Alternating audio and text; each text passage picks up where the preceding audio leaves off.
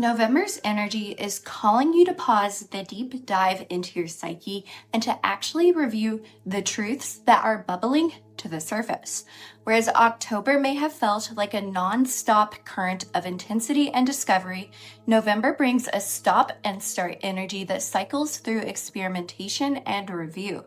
This asks you to integrate what you have learned and to begin a new phase in the implementation of your plans, one that is focused almost entirely on evaluating the feasibility of your plans.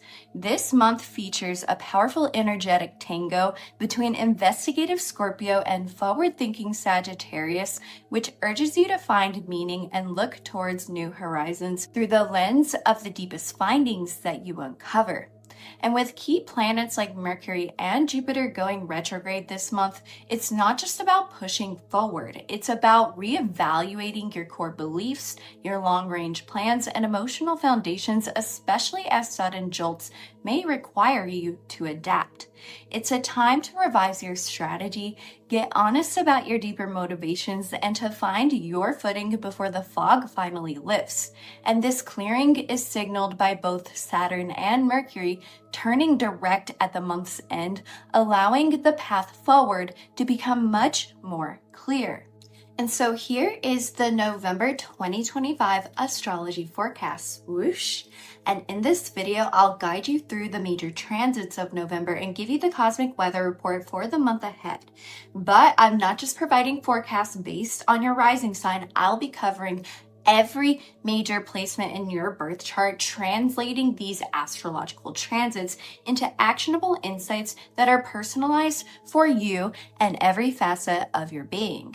The rising sign forecast is designated to show you the areas of life being affected by the cosmic happenings of November, while the planetary transits for every other placement gives you insight into the energy that planet will be experiencing, which can give a deep clue into the psychology, the mental inner workings, or the energy levels and the focuses that you can expect for the month, so that you can have an idea of what to expect both internally and externally for the month ahead. And if you love deep dives that blend astrology insight with real world tips and tricks, please give this video a like and subscribe, just to let the algorithm and the universe and myself know that this type of content is your jam and that it is actually helpful for you in some way.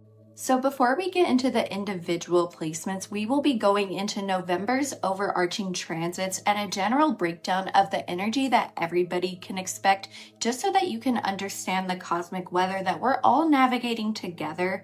But then I will be zooming in on your individual placements, such as your rising sign, your sun, your moon, Mercury, Venus, Mars, Jupiter, and Saturn, just so that you can see where your energy specifically will meet with these astrological transits that are happening. And just in case you're new here, go down to the description, because every single placement and their timestamps will be down there, so you're not going to have to guess where your placements are. You can just click on your timestamps and then get your personal cosmic weather report. And so now let's get into the forecast in 3, 2, 1, go.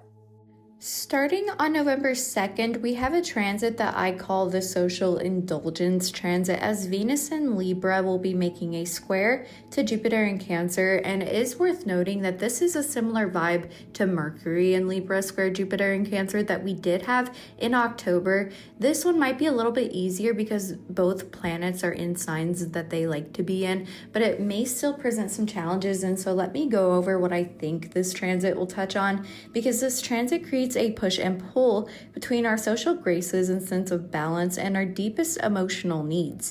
On the positive side, this can lead to warm generosity and a desire to create beautiful, harmonious experiences for others.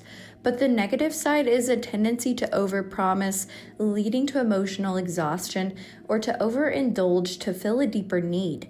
You could agree, for example, to host an elaborate dinner party or just a get-together with your friends to kind of like maintain your status within a friend group, for example, only to feel completely drained by the end of the night, because you really just need quiet time at home. Or maybe in a conversation, you find yourself giving diplomatic advice that sounds good, but completely glosses over the messy feelings of this situation, leaving you feeling inauthentic later. And so the key here is to check in with your emotional capacity before you commit to anything. It's okay to say no or to offer support in a way that doesn't drain you. And ultimately, this transit tests the authenticity of our connections or a sense of balance, urging us to ensure that our social expressions are in alignment with our true emotional capacity. And then next up on October 4th, prepare for a jolt of unpredictable energy, at least at the beginning of this transit, and then prepare for adventure as Mars enters Sagittarius. This will immediately oppose with Uranus and Gemini. And so I call this the impulsive detour before the adventure. And so our collective drive shifts towards acting on our beliefs, but this initially is met by shocking information or sudden changes. And so the positive potential here can be a brilliant breakthrough, giving you the courage to act on a sudden innovative idea. But the negative side can manifest as reckless actions or plans being completely upended by surprising news. For example, you could feel like a powerful spontaneous urge to book a big trip, only to have a critical piece of information arrive that makes it completely impossible. Or this can feel like a sudden burst of inspiration that compels you to act only for a casual conversation to introduce a piece of data that completely upends your entire premise. And so the key to navigating this electrifying energy is to just remain flexible, because adaptability is your superpower at this time. And this transit reminds us that our drive for freedom may require us to embrace unexpected detours. And then the energy will peak around November 5th with a powerful full moon in Taurus, which is a culmination that I call the grounding point. Now, obviously, this transit will manifest very, very differently depending on your rising sign, but ultimately, this shines a bright light on our need for tangible security and stability, standing in opposition to the sun's journey through deep and transformative Scorpio. And so the positive side of this is a deep sense of peace, security, and a satisfying conclusion to matters related to like your personal values or how you feel grounded or safe within this life. But the negative side can be a stubborn resistance to necessary change or a desire to indulge in a comfort to avoid dealing with the deep emotional issues that are in front of you. And this could manifest as, for example, a long-term financial negotiation finally concluding and bringing a lasting sense of security, or on an emotional level in the midst of intense personal change. Maybe you feel an overwhelming need to ground yourself through simple physical pleasures like cooking or walking in nature, however it may be. So honor your need for comfort at this time, connect with your five senses, and do something that makes you feel safe and embodied, because this transit serves as a vital reminder to honor your physical needs, providing a necessary anchor during transformative times. This one kind of scares me a little bit because it's in my 10th house, and so I'm just hoping people don't test me at work, so it could come both ways.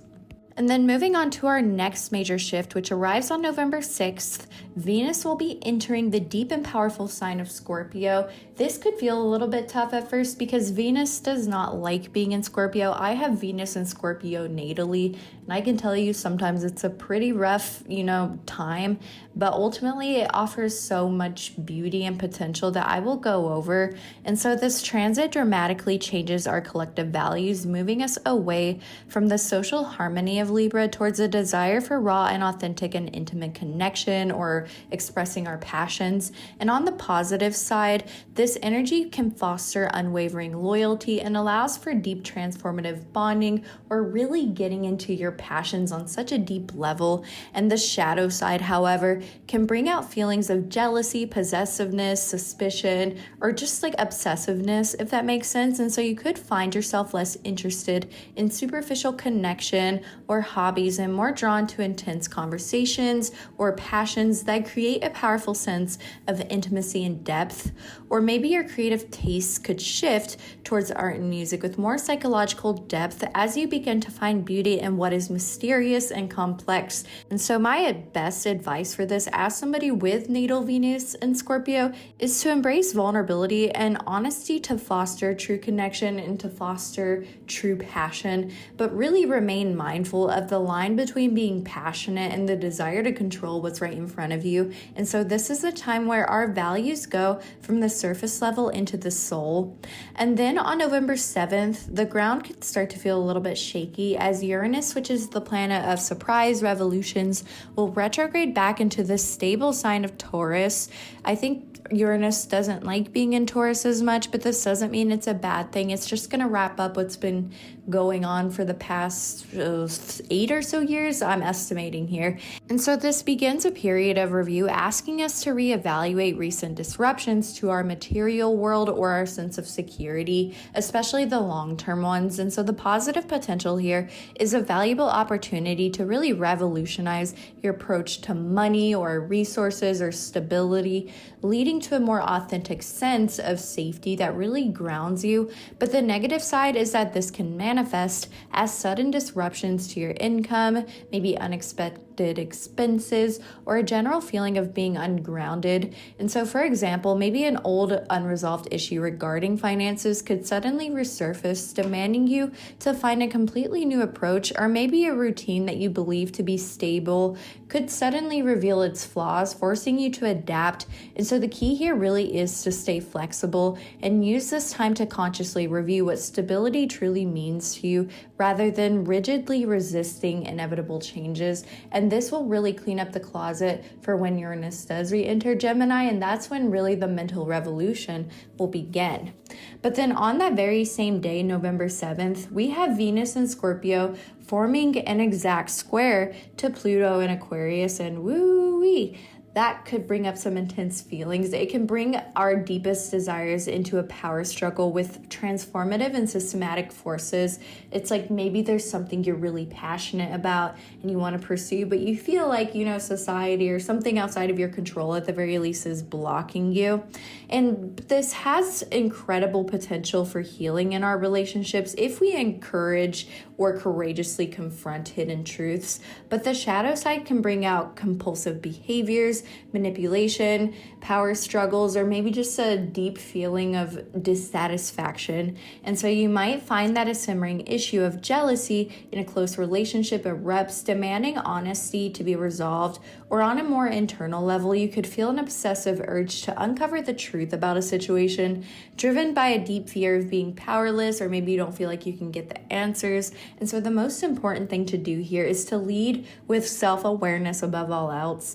Acknowledge your own fears and motivations before projecting them onto others, and avoid trying to control people or outcomes. And then next, on November 9th, a great review begins as Mercury stations retrograde in Sagittarius, and this is kind of re-editing the big picture. It asks us to take a step back and review our long-term goals or our personal philosophies that really define what we're going after, and our grand plans, like the big picture. And while this is an excellent time to refine your vision, it could lead to miscommunications from being overly blunt, or maybe frustrating travel delays if that is in your book, but it could also lead to, confusion about what you really believe in. And so you may have to rebook travel arrangements due to an oversight, or you could find yourself questioning a long-held personal belief that suddenly feels hollow, which prompts a deep period of questioning. And this can feel really discouraging because Sagittarius wants to be optimistic, but with retrograde, it forces you to confront the truth. But you're really being asked to take this as an opportunity to refine your beliefs and make them better. And my advice is to double check anything that you communicate, all of your itineraries, all of your plans, and be patient at this time. Really use it as a time to make your vision that much better, because when Mercury does go direct, it will eventually go into Scorpio, but when it does go direct and eventually back through Sagittarius, your plan is going to be that much clearer and it's going to be that much better. And then just 2 days later, on the 11th, Jupiter, which is the planet of expansion, is also going to station retrograde. And I know what you're thinking, oh my God, everything is in retrograde.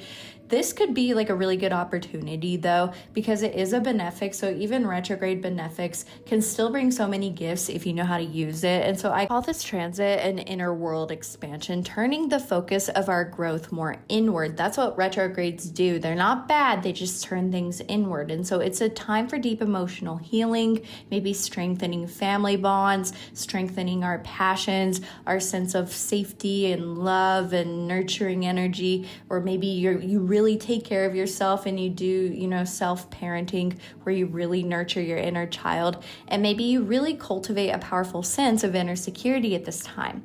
The potential downside, though, is feeling emotionally withdrawn or overly sensitive. You could feel a powerful pull to cancel social plans in favor of quiet time at home, or maybe you want to reconnect with your family or reconnect with your roots in some way, whether it's through a hobby or people, whatever it may be. Or you might find that true growth for now comes with healing old family patterns rather than chasing external opportunities. And so the best way to use this energy is to allow yourself to turn inward and really heal that inner child from, whatever house Cancer falls in your chart. That can give you a hint towards, the pursuit that it may be blocked by the things that you need to heal. And so focus on what and who truly nurtures you or takes care of you and what makes you feel good, because for the next few months, real growth will happen from the inside out. And then right when Jupiter stations, direct, that's when everything is going to resume. So you're going to want to be ready for that. You're going to want to be the best version of yourself, because that's how the best version of your dreams will be born. And then on November 12th, things will get fiery as retrograde Mercury meets up with Mars in Sagittarius. And I call this kind of like a reckless revision. This can be highly productive for energetically tackling a do-over, like maybe you want to start something over or decisively fixing a problem from the past. However, the same energy can easily manifest as arguments and impulsive communication. Maybe you finally have a very direct and forceful conversation to clear the air about an old misunderstanding or something related to your beliefs, or something related to your growth needs to be addressed, which could be very healing for you. And on the other hand, you could impulsively send a blunt email or get into a heated debate when it comes to, your philosophies or your goals, with your words coming across as more aggressive than intended. And so it's crucial to channel this energy productively. Before you speak, take a breath and ask if your words are constructive or combative, and really think about how your words and your beliefs are going to come across, because that is going to make this transit so much easier for you. Because the focus of our mental review is going to shift on the 18th, because Mercury is going to retrograde back into Scorpio, which woo-wee. Our collective mindset is going to move from broad ideas to deep psychological excavation. It's taking out the trash in our minds. And this is a really powerful time to research or uncover hidden truths, really get to the root of maybe some traumas or some like deep happenings in your life, and gaining deep insights into our own motivations. But the shadow side of this transit can be obsessive thoughts and paranoia. So make sure you dig deep, but not so deep that you lose yourself. Maybe an old secret or piece of forgotten information could resurface, completely changing your perspective on a past situation.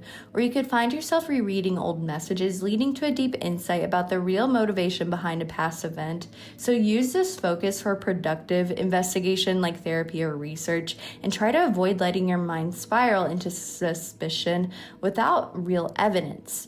And then one of the most powerful days of the whole year, will arrive on the 19th with a new moon in Scorpio. And I call this a transformative reset, because it's the beginning that offers a rare opportunity for deep and supported regeneration, but it may be triggered by unexpected events. Not trying to scare you. This could just be sudden realizations. The moon for a lot of people is more internal, so I wouldn't be worried about it. I also really wouldn't be worried about it because this is in a harmonious flow with other planets at this time, and it is in opposition to Uranus. And so this is a really great awakening moment for you. So maybe you make a deep commitment to heal a core emotional wound, and find the decision is met with surprising intuitive support, or maybe a sudden event like a financial issue, or maybe an insecurity about your past or your present or your future could be the very thing that forces you to begin a new and more authentic chapter in your life. And you can really use the trine signs that are being made to this new moon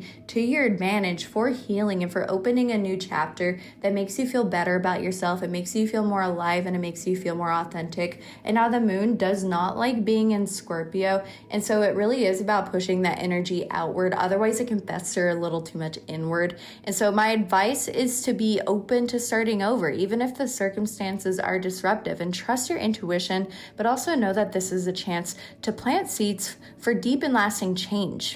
And then the mood, don't worry, the mood will begin to lighten on November 21st because we're not in Scorpio season anymore, baby. We are going into Sagittarius season, which is more optimistic and adventurous. I love Scorpio energy. Don't get me wrong, but too much of it and you want to see the light sometimes, you know?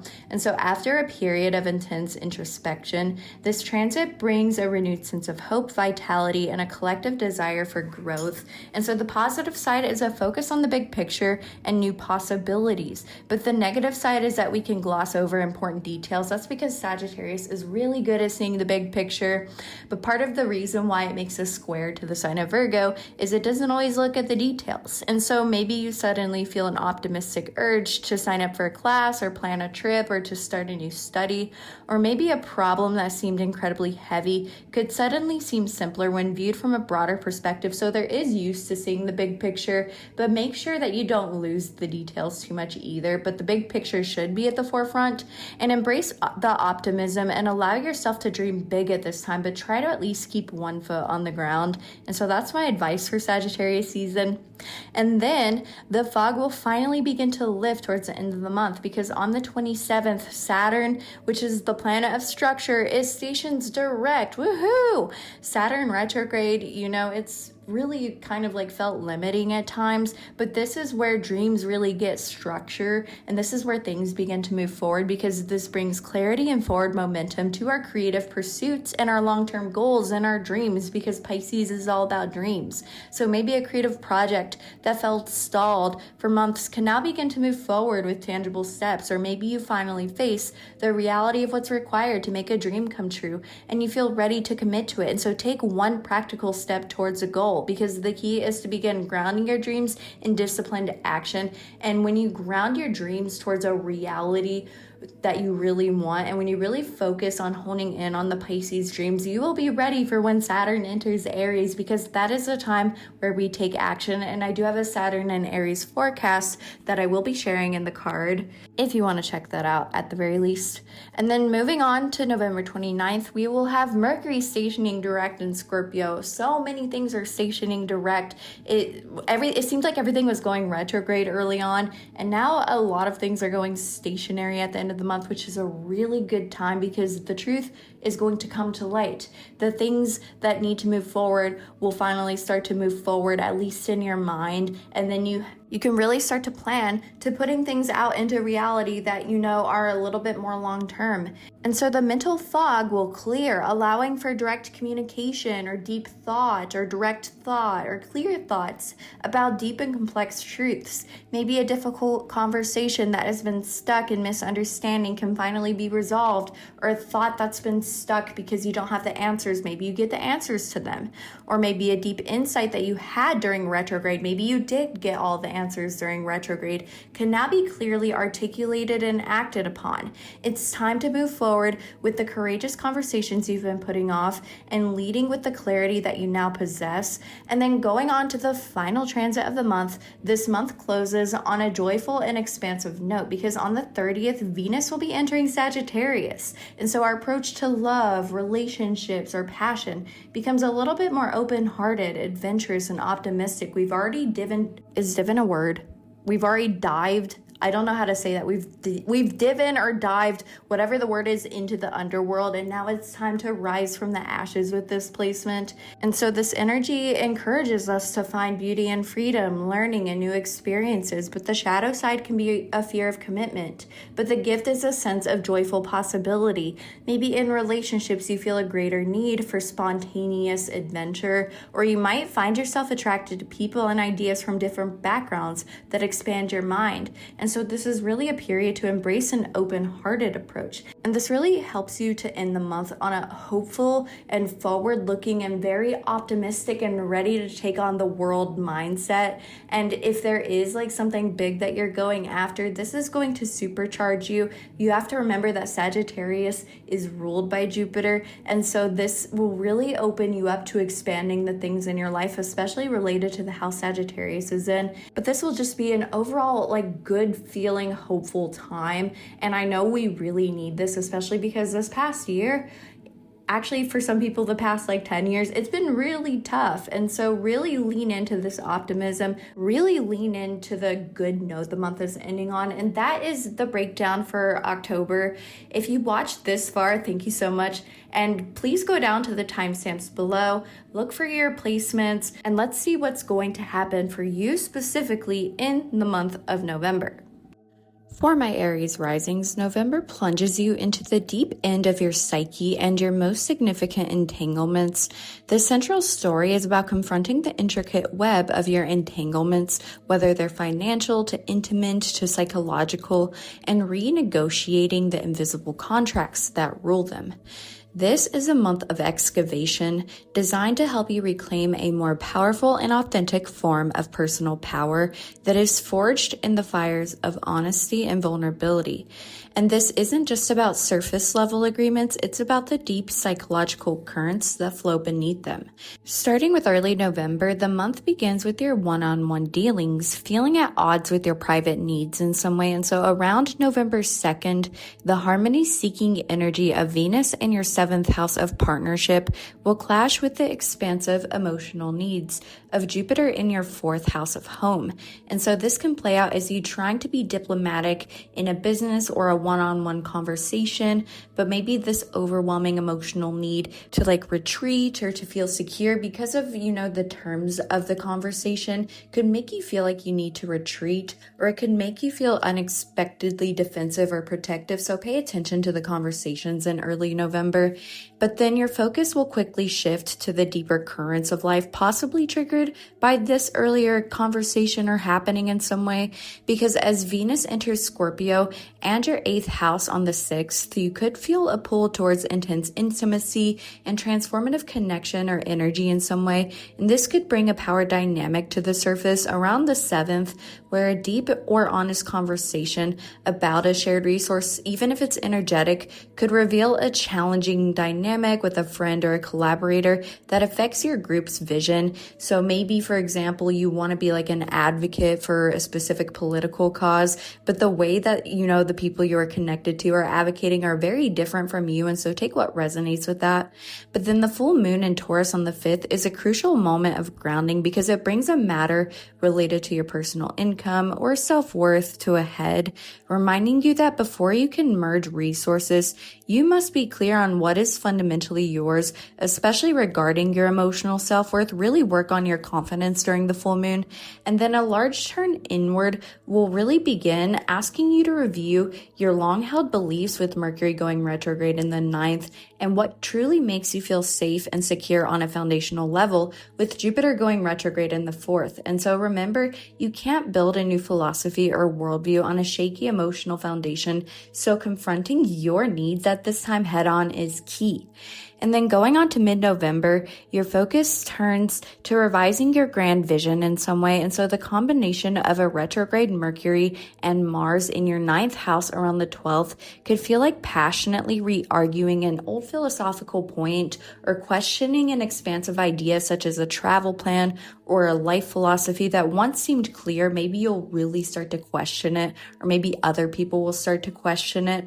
And then as Mercury slips back into Scorpio on the 18th, your mental review will shift from the why, which is related to philosophy, to the how, which is the mechanics of the deeper currents in your life. And this is really trying to get to the root of any big questions you have. And so if you are pondering something really deep mid-month, really go towards the why and let yourself go deep, because that's the best way this expression of the energy can play out.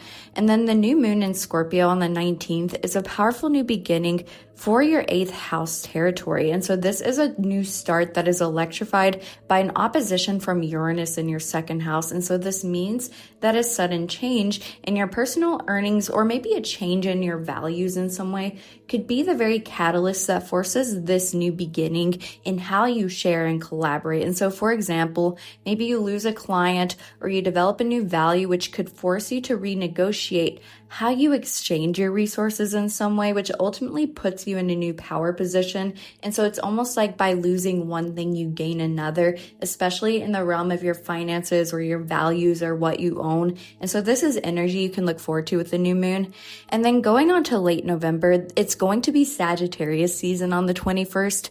And so after a period of intense, deep energy, you'll feel a welcome lift and a desire to look up and towards the horizon, and clarity will return on 2 fronts, because those retrogrades between Saturn and Mercury are going to finally station direct. And so the subconscious patterns that have been holding you back could now become clearer, because Saturn will go direct in your 12th house, getting ready to enter your 1st house, just as the complex details of maybe shared finances or intimate agreements will begin to illuminate with Mercury going direct in your 8th. And so this is where all of, the complex and psychological things that have really been muddled will become clear.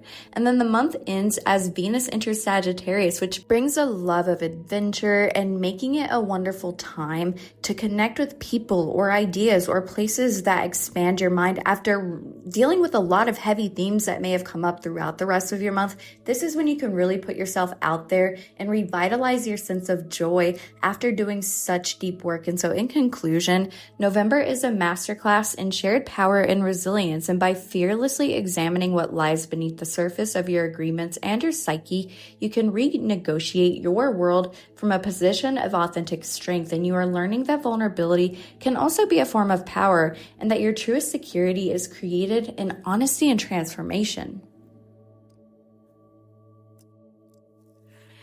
If you are a Taurus rising, this month is about a deep recalibration of your identity and how that is reflected in your most important one-on-one dealings. And so the universe is putting your significant connections, whether they're business connections, creative connections, personal connections, or even just your idea of connection, under a microscope. And so this is not just about another person. It's about seeing yourself through their eyes and deciding if you like the reflection that you see.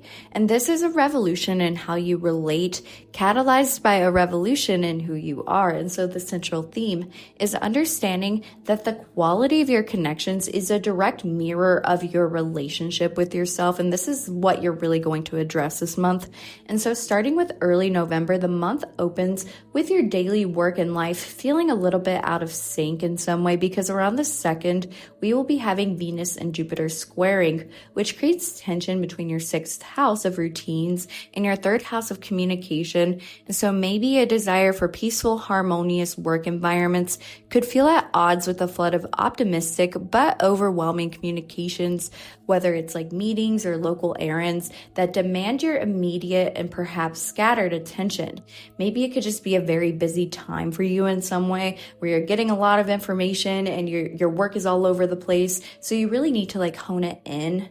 And so the focus after this will then shift to your one-on-one dynamics as Venus enters the 7th on November 6th. And so you feel a desire for deep and unwavering honesty and loyalty in your connections. And this intensity is immediately tested on the 7th by a square to Pluto in your 10th house. And this could honestly manifest maybe as a power struggle, where the needs or demands of a key partner or a boss or a client or a coworker could conflict with your professional ambitions and public reputation in some way. And so maybe you just want, a calm or aligned work environment in some way, and you feel like somebody else is getting in the way. And so this is an energy to pay attention to. But then the full moon in your sign on the 5th is going to be a personal peak. This is where you can really reset things, because a powerful and undeniable need for autonomy or a desire to be seen for who you truly are will come to the surface, reminding you that your needs are valid and non-negotiable. And so this is a great energy to sort of, relieve the Venus square Pluto tension that comes up.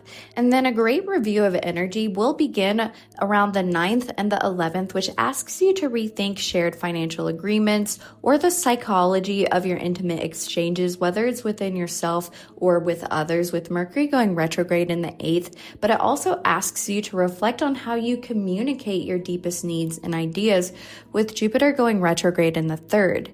And then moving on to mid-November, the intensity in your one-on-one dealings will continue because around the 12th, there's a Mercury-Mars conjunction in the 8th house, which can bring a forceful conversation or at least a forceful confrontation within your own psyche regarding a shared resource or a sensitive topic. Maybe it's driven by the need to revise like financial agreements or to speak a blunt truth about like your psychology and how you share intimate energy with other people. And so maybe if there is an imbalance in how you share energy, this will be brought to light around the 12th, and this is your chance to tackle it head on before everything goes retrograde, because Mercury will be going retrograde in Scorpio around the 18th, which I know sounds fun, but then this essentially shifts your review directly from your shared resources back to the connections themselves in your 7th house. And so you may find yourself rereading old contracts or emails or re-examining the very terms of your engagements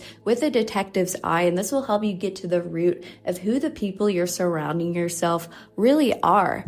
And then the new moon in Scorpio on the 19th is a powerful new beginning because it's a chance to formalize either new business partnerships or reset the terms of existing partnerships in some way. So all of that review you did will lead up to this fresh start in this area. And this fresh start will be directly opposed by Uranus in your 1st house of self.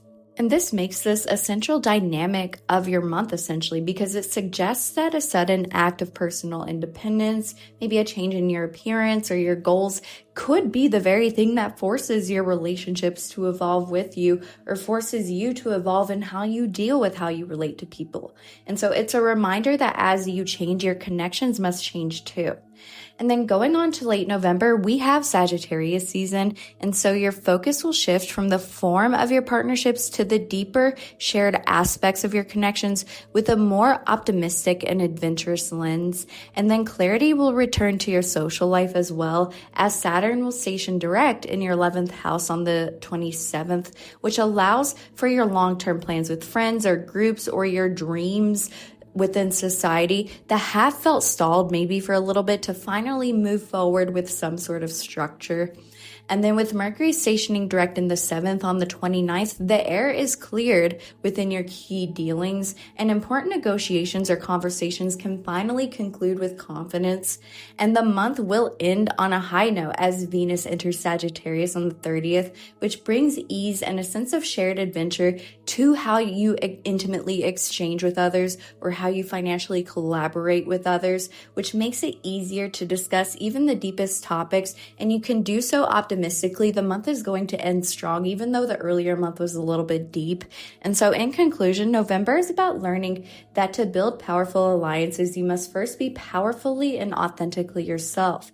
And by asserting your own needs and allowing your identity to evolve, you create the space for your significant connections to transform into true, honest, and resilient unions. And your personal revolution is the catalyst for a revolution in how you relate, ensuring that the people you connect with are a true reflection of the person you are now. For my Gemini risings, this is a month to transform your daily life from the inside out. And so the intense focus is on your 6th house of work, health, and routines, asking you to get to the root cause of any inefficiency, imbalances, or dis-ease relating to this area of life. And this is a deep investigative dive into the mechanics of your life, designed to create systems that not only work well, but also provide a deep sense of purpose and holistic well-being. And so you are being asked to move beyond just managing your to-do list and instead become a detective of your own habits, health, and work patterns. And it's a time to stop treating the symptoms and to start healing the source. And so starting with early November, the month begins with a tension between your creative impulses and daily responsibilities, because around the 2nd, there's going to be a Venus and Jupiter square, which creates friction between your 5th house of pleasure and your 2nd house of finances and self-worth. And this could manifest as maybe a desire to spend lavishly on a fun experience or creative project, only to be met with the harsh reality of your budget. It's a classic want to play, but can you afford it type of scenario. And this could also relate to maybe you need to gain confidence between the worth that you have and the hobbies you want to pursue, and you really need to believe that you are good enough to do it. That's another way this can play out. But your focus will quickly turn to your work and health as Venus enters your 6th house on November 6th. And so you could feel a drive to bring more passion and intensity to your job or your routine, or to investigate a health matter with focus. Take what resonates with that. And this can feel challenging because there is a square to Pluto in your 9th on the 7th, which might mean that this deep dive into the minute details of your work feels at odds with the grander, more philosophical visions for your life. I've personally dealt with some tense squares between the 6th and 9th house. Sometimes it means that, you're not able to learn on a big level because your routines don't support it. So that's another way that this can play out. You could feel frustrated with your life in some way, wondering, why am I obsessing over this spreadsheet or this routine or this task when I have this whole big world to see? And then the full moon on the 5th will illuminate your 12th house. And so your inner world will have this deep and undeniable need to retreat and to rest and to really go within. Maybe this is triggered by, the happenings of earlier in the month. And so this will be a clear signal to slow down and recharge before you burn out. And this opportunity for the full moon is to really, find safety even within your subconscious. It could be a good time for a nervous system reset. But then the great review and reset will begin for you around the 9th and 11th, because we have your ruler of Mercury, but also Jupiter going retrograde, which is asking you to rethink your key one-on-one dealings, as this deals with your 7th house, but also your personal, financial, or self-worth related values, as Jupiter in Cancer goes retrograde in your 2nd house. But then moving on to mid-November, your focus on revision continues, because around the 12th, Mercury and Mars will be conjoining in your 7th house, which could bring a forceful or argumentative, or at the very least, very real and raw conversation with an individual. It could be a client, a collaborator, or there could just be a tense energy in how you relate in general. And so it could be necessary to review plans or clear the air, driven by a need to realign your daily efforts with your existing agreements. And then as Mercury retrogrades back into Scorpio on the 18th, your mental review will shift to the intricate details of your work and health routines. And so this is a perfect time to reorganize your workflow, declutter your workspace, or reevaluate your wellness regimen with an investigator's precision. And then the new moon on the 19th will offer a new powerful beginning related to all of the work and health dealings that you've had to deal with this month, because it is directly opposed by Uranus in the 12th house. And so this makes it a pivotal moment for you, because it could mean that maybe a sudden behind the scenes insight, maybe a dream, or a moment that you get during meditation, or a sudden download could be the very catalyst that inspires you to completely revolutionize your work habits. And so, for example, maybe a flash of intuition could reveal that your chronic stress is the root cause of a physical symptom, or maybe it's the reason that you've been feeling drained, which prompts a radical new approach to self-care.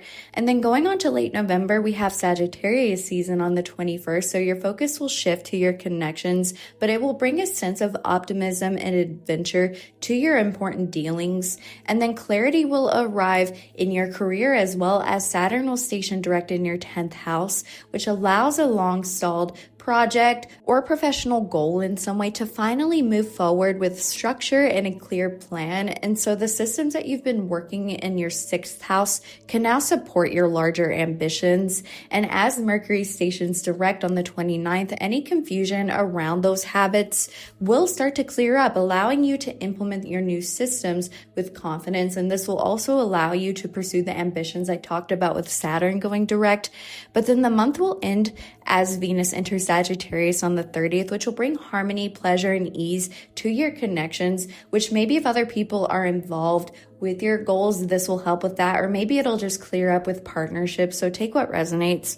And so in conclusion, November is about becoming a master of your own daily reality. And by courageously looking at what isn't working in your routines, you have the power to create a life that is not only more efficient, but also more meaningful. And your greatest breakthroughs this month come from understanding that your outer world, or your health or your work or your sense of order, is a direct reflection of your inner state of being.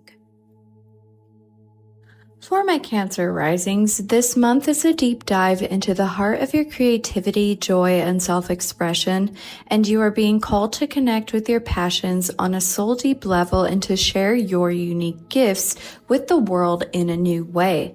The intense focus is on the 5th house, which is the domain of what you create and what brings you pleasure. This is a process of creative rebirth, learning that your most authentic expression is a powerful force for both personal joy and collective connection. It's a time to take your fun seriously because it's the source of your unique magic. Starting with early November, the month opens with potential tension between your home life and your personal ambitions because around the 2nd, the Venus-Jupiter square creates friction between your 4th house of home and your 1st house of self. And so a desire to create peace and harmony in your domestic world could feel at odds with your own overwhelming emotional needs or a personal drive for expansion. Or maybe tense ideas relating to your past could challenge your sense of growing confidence, but you are being asked to address this head on. Your focus will quickly shift to your creative life, though, as Venus enters Scorpio and your 5th house on the 6th. And so you'll feel a powerful magnetic pull to pour your energy into a passion project, a hobby, or maybe a romantic interest. And this intensity is immediately tested by a square to Pluto in your 8th house on the 7th.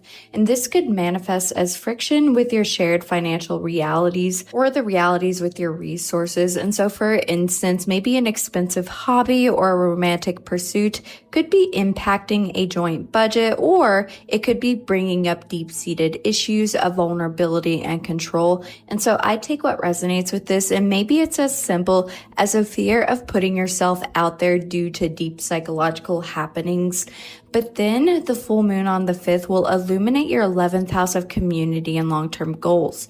So maybe a friendship or a dream or a community project could reach a key moment, demanding your attention and showing you how your personal creative drives fit into a larger picture. This could relate to the tension dealing with your passions earlier in the month and could be a key to securing how you contribute to the world or becoming more secure in how you contribute to the world. The great review will then begin for you around the 9th and 11th as Mercury goes retrograde in your 6th house and Jupiter goes retrograde in your 1st house. So this asks you to revise your daily routines and to turn your focus inward for deep personal growth and reflection. Going on to mid-November, the need for a review will continue because around the 12th, we're going to be having a Mercury and Mars conjunction in your 6th house, which could bring a forceful or argumentative or at least a very tense energy regarding your health or work schedule in some way, likely driven by a need to make more space for the 5th house passions that are calling for you. And as Mercury retrogrades back into Scorpio on the 18th, your mental review will zoom in on your creative projects or your romantic life in some way. And this is a perfect time to re-edit an artistic work, to rethink your approach to hobbies, or to reflect on the dynamics of what brings you joy. And this could be a time to resolve the tensions from earlier in the month. And then the new moon on the 19th is a powerful new beginning in this area of life. So you could start a new creative venture or simply commit to having more authentic fun instead of caring what image it presents or caring about the results. And the fresh start is opposed by Uranus in your 11th house, which is a key dynamic for you this month. And so this suggests that a sudden change in your social circle, maybe a surprising shift in your hopes for the future, or an unexpected event involving a friend or even inspiration from social media could be the very thing that liberates you to pursue your own unique passions, even if your friends or your current community don't initially understand or approve. And then going on to late November, we enter Sagittarius season on the 21st, where your focus shifts from pure creative passion to your work and health, bringing a renewed sense of optimism to your daily routines and how you can integrate joy within your schedule. And then clarity will also return to your worldview as Saturn goes direct in your 9th house on the 27th, allowing you to move forward with a course of study or a travel plan that has been on hold, or maybe your philosophies will become more clear. And as Mercury also stations direct on the 29th, any creative blocks or romantic misunderstandings will really begin to clear on a bigger level, giving you the green light to move forward with your passions.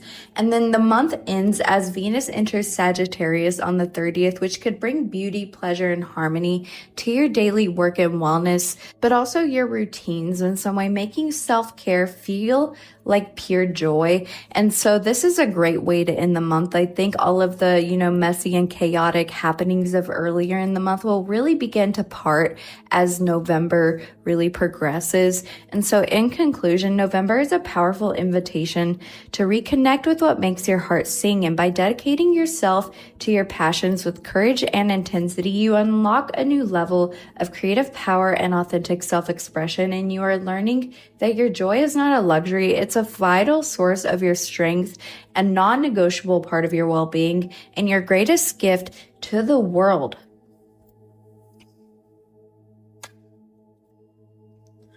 For my fellow Leo risings, hello, I'm also a Leo rising. This month brings its transformative energy right to the foundation of your life. And so you are being called to do a deep dive into your 4th house of home, family, and your innermost self. And so this is a process of healing from the roots up, creating a new and more authentic emotional foundation that will in turn revolutionize your career and your public life. And I know there's been a lot of healing for us Leo risings, but this healing more revolves around how we put ourselves out there. And while you are a sign that thrives on being in the spotlight in the outer world, November will demand you to focus and turn things inward, because true strength, which is what you're learning, is built in private, away from the applause and away from the noise of the world. And this is about understanding that the strength and height of your branches are entirely dependent on the depth and health of your roots. And this is because our 4th, 8th, and 12th houses are in water signs, so we do really absorb the deeper parts of life super deeply. And this is about learning how to manage that.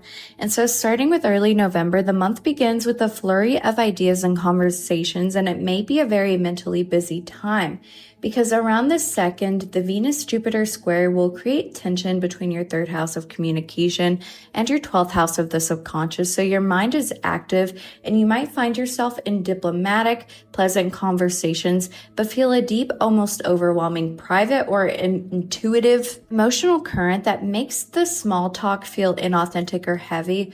Or maybe in general, your thoughts are just very busy at this time, so you are being asked to address this head on, as it may cause a bit of pressure with your subconscious, especially if you absorb the energies around your mental connections. And this can be a great time for channeled messages as well. So if you don't know what automatic writing is, this could be a helpful thing for you to do this month. And then as your focus quickly goes to the root of the matter, as Venus enters your 4th house on the 6th, it will pull your energy towards the roots of your innermost self. So you may feel a desire to create beautiful private sanctuaries of sorts to really recharge your energy. And this introspection is immediately challenged by a square to Pluto in your 7th house on the 7th. And so this could mean that your deep need for private retreat and healing could directly conflict with the intense, non-negotiable demands of key partners or clients or collaborators, which forces you to draw a firm boundary between you and other people. And this is kind of helped with the full moon on the 5th, which illuminates your 10th house of career. And so maybe a major professional project could reach a powerful culmination, which brings you public recognition and reminds you of your public responsibilities, pulling your attention back to the outer world and creating a powerful tension with your inner needs, which could really teach you and help you to begin to act on your ambitions in a way that makes you feel secure. So whatever happens on the full moon, it's really teaching you to pursue your goals and ambitions with a sense of security and from a place that really resonates with that sense of security. But then the great review will begin for you around the 9th and 11th, which asks you to rethink your creative process and your source of joy in some way, with Mercury going retrograde in your 5th, and then to go even deeper inward to find a sense of faith and optimism to back that up, with Jupiter going retrograde in the 12th. And then moving on to mid-November, your reflective mood will continue because around the 12th, the Mercury-Mars conjunction in your 5th could bring a forceful, even passionate conversation, or at least a focus regarding a creative project or romantic dynamic, perhaps rehashing an old issue with new energy. And as Mercury goes retrograde back into Scorpio on the 18th, your focus shifts from creative expression to the core theme, which is your home or your family history or your roots. And so this is a perfect time to have those deep healing conversations, research your ancestry, or to simply reflect on your emotional foundations with investigative depth in a way that really gets to the root of any issues that are holding you back leading up to the new moon, because the new moon on the 19th will offer a powerful fresh start to your home life and your roots. And this is being directly opposed by Uranus in your 10th house. Making this a pivotal, electrifying event, it means that a sudden and unexpected change in your career path or public status, like a promotion or a project that demands all of your time, or a shift in your ambitions in some way, could be the very catalyst that forces you to redefine your work-life balance and what home and security truly means for you. And so the outer world will shock you into tending to your inner world. And then moving on to late November, we will be moving into Sagittarius season on the 21st. So your energy will be renewed with a focus on creativity, romance, and fun, which is a welcome and desperately needed shift after a period of deep introspection. You will feel the light return, and clarity will also arrive in shared resources as Saturn will station direct in your 8th house on the 27th, allowing you to move forward either with like a loan or a debt or an intimate matter with more confidence and structure. And as Mercury also stations direct on the 29th, any misunderstandings within your family or home life or your roots will begin to clear, and you can move forward with the insights you've gained. But then the month will wrap up with Venus entering Sagittarius, which will bring a wave of pleasure, romance, and creative inspiration, which is oh so needed after a heavy month. And so in conclusion, November is about building a life that is strong from the inside out, and by courageously tending to your roots and healing your emotional foundations, you create a powerful sense of inner security. And this inner work is the key that unlocks your ability to build a truly authentic and sustainable public life. And your greatest success and most powerful legacy begins within. It begins in the quiet, unseen work that you do on yourself. For my Virgo risings, this month is a month of deep and transformative communication for you. So your mind is the main event as you are being called to investigate, learn, and speak with a newfound depth and intensity. This is a process of transforming your mindset, which will in turn expand your entire worldview and how you engage with it. You are naturally skilled at analysis, but this month asks you to move beyond the facts and figures into the psychological undercurrents of how information is shared and received. And your words have incredible power now. This is about learning to wield them with both precision and soul. And so starting with early November, the month opens with a focus on your finances or your self-worth and your values, maybe a desire for stability and a carefully managed material world. Around the 2nd, could feel at odds with the demands or expectations of a social circle or a long-term goal that you have. Maybe a friend could propose an expensive group trip or a project that doesn't align with your personal financial strategy or your self-worth or your beliefs in some way, which creates a moment of tension between your values and your alliances. Or maybe you have an ambitious dream that you want to carry out, but your self-worth in some way is put into question. Your focus will quickly shift to your mind and communication, though, as Venus enters your third house on the 6th. So you could find beauty in deep conversations, investigative research, and elegant writing, and this intensity is immediately tested by a square to Pluto in your 6th house on the 7th, which can manifest as a desire to have deep, transformative conversations or thought-provoking intellectual experiences, which are constantly being interrupted by the unyielding reality of a rigid work schedule or a daily routine, creating an internal power struggle between connection and duty.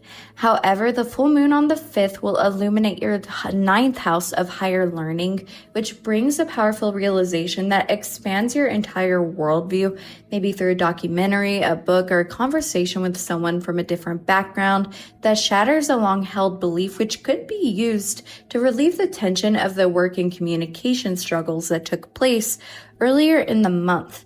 The great review will then begin for you around the 9th and the 11th as Mercury and Jupiter will go retrograde, asking you to reflect on your roots in some way, with the 4th house being involved and your role within the community with the 11th house being involved.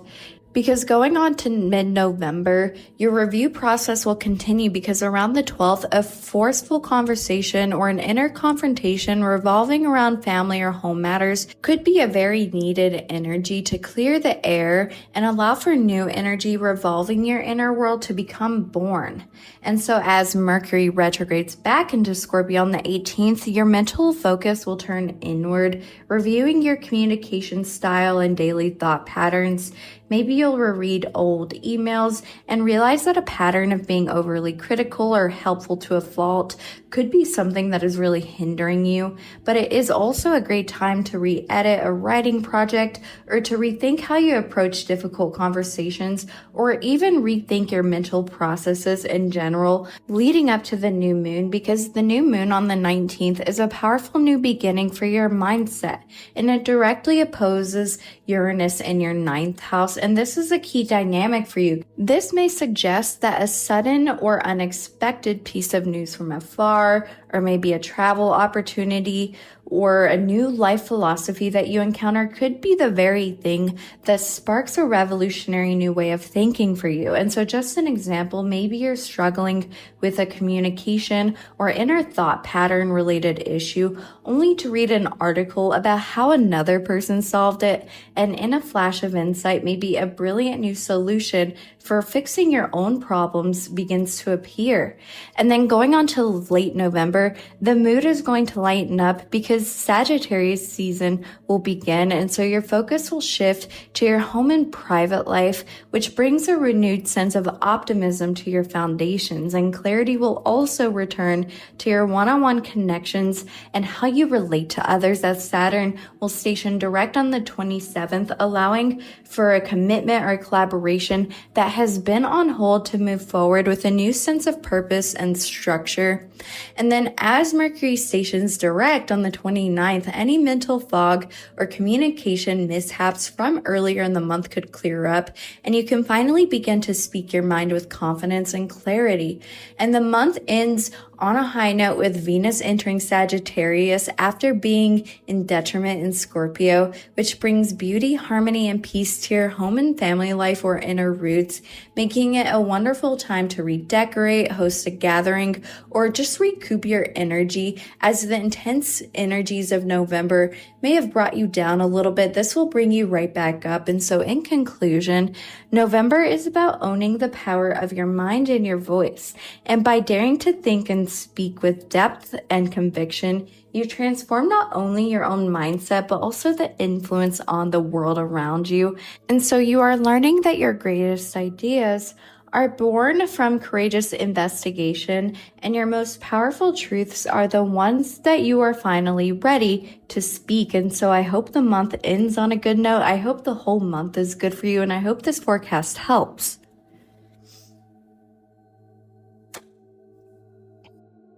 Libra risings, this month is a deep transformation around either your finances, your resources, or your sense of self-worth. And so you are being called to take control of your material world with a new level of intensity and purpose. And this is not a superficial audit of your budget or what you own. It's a deep psychological journey into your relationship with security itself. And so the universe is asking you to get brutally honest about what you value and then to align your resources with that truth. This is a process of building authentic security, learning that your self-worth is the ultimate currency that determines your wealth.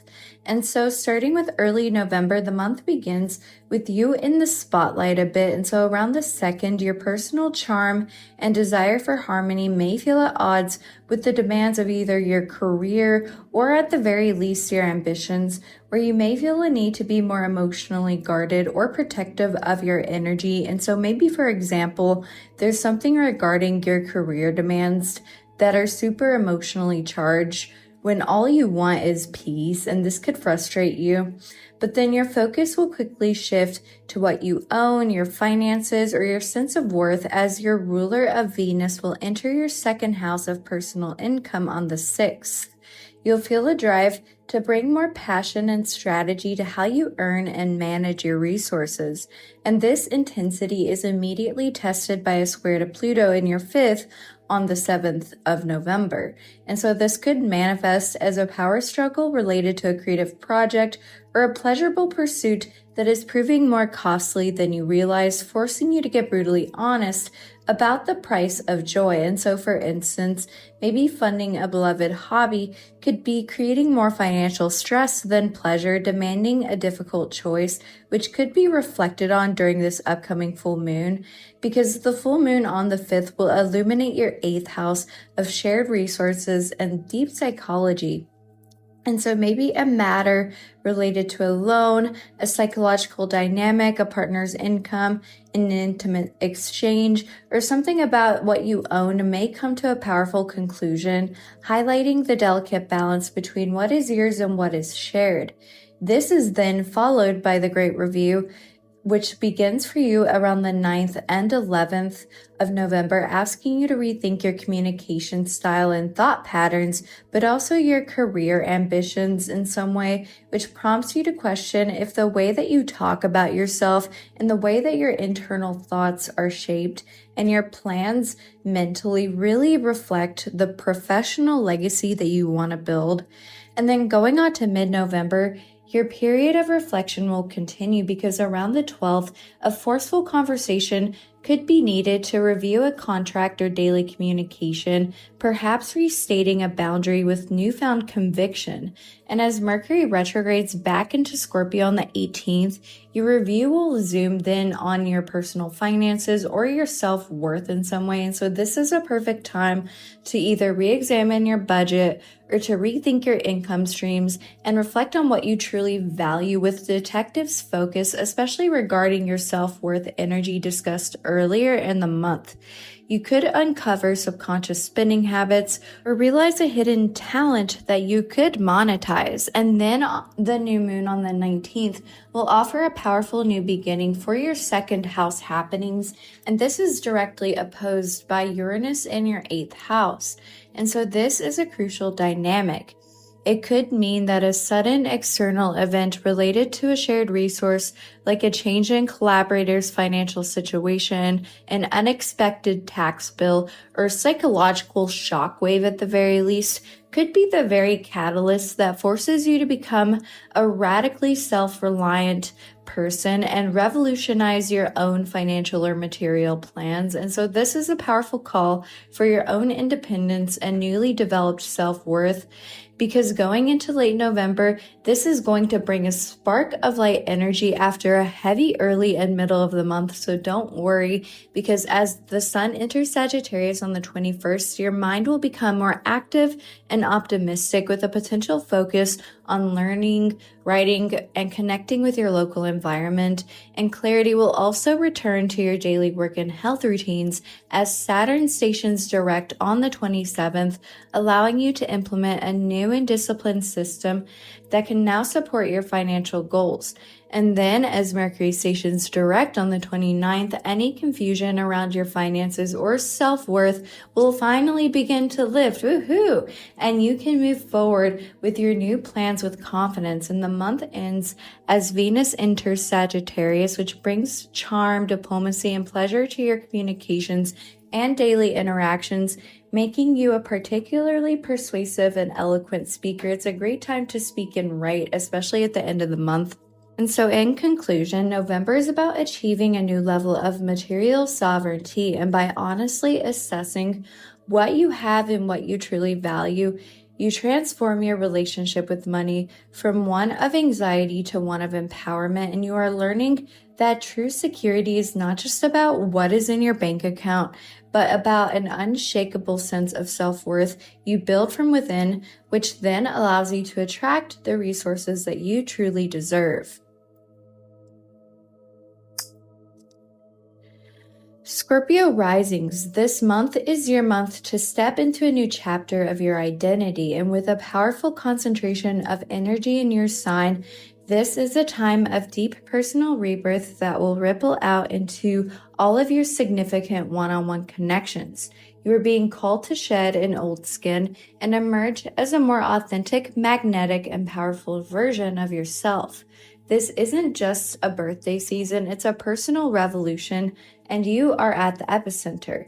The transformations happening now are not superficial, they are a core level shift that will redefine how you see yourself and how the world sees you for a very long time to come. The month will begin with your inner world feeling at odds with your daily life in some way, so maybe a need for peace and quiet around the second could clash with your responsibilities. Your personal power will surge then as Venus finally enters your sign on the 6th, increasing your magnetism, charm, and desire to present a more aesthetically pleasing and powerful version of yourself. This new self-possession is immediately tested, though, by a square to your ruler of Pluto in your 4th house on the 7th, which could manifest as your personal evolution challenging a deep-seated family dynamic or an emotional foundation from your past that you are now ready to outgrow. And so, for instance, maybe a decision you make about your life path could trigger a powerful unstated rule within your family system, or maybe in order to progress in life, you have to challenge your conditioning in some way. The full moon on the 5th will illuminate your 7th house of one-on-one connections, so maybe a key business partnership, a client relationship, or another significant dynamic in your life could reach a pivotal moment, demanding honesty and a rebalancing of power, or at the very least, you could be forced to balance how you relate to others in some way due to the happenings with your self-development. But then the great review will begin for you around the 9th and the 11th, asking you to rethink your personal finances or sense of self-worth and to question your entire worldview and what you have faith in. And this is with all the planets going retrograde, just in case you want to know. Because moving on to mid-November, your self-reflection will continue, because around the 12th, a forceful conversation or at least thought patterns about your values or your budget may be needed, or maybe you just simply need to mentally confront the issues you have regarding your worth in some way if you want to progress forward. And as Mercury retrogrades back into your sign on the 18th, your review will become deeply personal. You are reflecting on who you have been, how you communicate your identity, and how you want to present yourself to the world with a critical and investigative eye. And this is culminated in some way by the new moon in your sign on the 19th and acts as your personal new year. It is directly opposed by Uranus in your 7th house, though, which is crucial to this story. And so this is a central electrifying event this month for you. This could simply mean a sudden and unexpected action from another person, maybe a surprising offer from a collaborator, an abrupt shift in a key connection, or a competitor's unpredictable move, or a realization in how you relate in general. This could be the very thing that catalyzes your personal rebirth and forces you to see yourself and your power in a completely new light. It is the external shock that forces an internal reset, which demands you to respond not as your old self, but as the person you are becoming. And then going into late November, the mood is going to lighten a bit, thankfully, allowing your self-worth to now develop rapidly. Because as the sun enters Sagittarius on the 21st, your focus will shift from the intensity of self-discovery to your self-worth and your resources in some way, bringing a renewed sense of optimism for building resources, whether they are literal resources like money or skills that you possess that you can use to build your worth in some way. And then clarity will also return to your creative life as Saturn will station direct on the 27th, allowing a passion project that required discipline and patience to finally move forward with structure. It could be a relationship as well. Not for everybody though. And then as Mercury stations direct in your sign on the 29th, the deep personal review will then conclude. And so you can now move forward and communicate your new identity, your new terms, and your new vision with deep clarity and confidence. And the month ends as Venus enters Sagittarius, which brings ease and pleasure to your financial sector, perhaps rewarding you for the courageous inner work that you've done. But it's all, at the very least, it'll improve your self-worth. And so in conclusion, November is your personal renaissance. Embrace the transformation because you are stepping into a new and more authentic expression of yourself. This is your chance to reclaim your power and consciously define who you are on your own terms, and your personal reinvention is the key to creating the life and connections that you truly desire, built not on old patterns, but on the powerful truth of who you are now.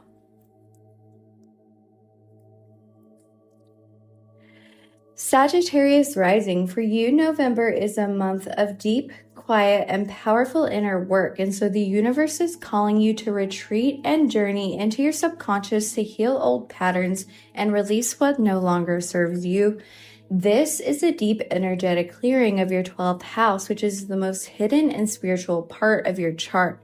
And while your natural inclination is to expand outward, this month's energy is a necessary and sacred contraction inward.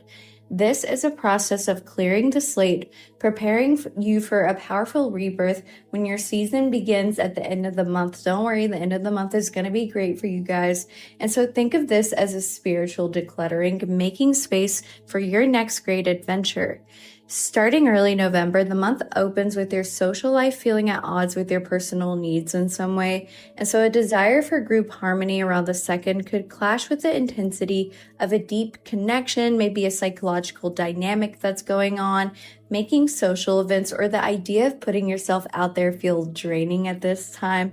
And your focus will then quickly and fittingly turn inward though, as Venus enters the 12th house on the 6th, pulling you towards solitude, spirituality, and healing regardless of how busy the month is for you. You'll find beauty in quiet moments, maybe in meditation or in losing yourself in art and music. And so this need for retreat could immediately be tested though to Pluto in your 3rd house on the 7th, which could feel like your intuitive, nonlinear process is being challenged by intense factual information or a difficult conversation that you would rather avoid, or a thought pattern that you would rather not confront, or even something as simple as neighborhood noise that disrupts your peace, which will then have the chance to resolve later in the month. And then going on to the full moon on the 5th, this illuminates your 6th house of work and health. And so maybe a major work project can conclude, or you could have a powerful realization about your well-being that demands practical, immediate attention. And this creates a powerful tension because the world of daily duties is demanding action while your soul is craving rest. So this can feel a little bit tense.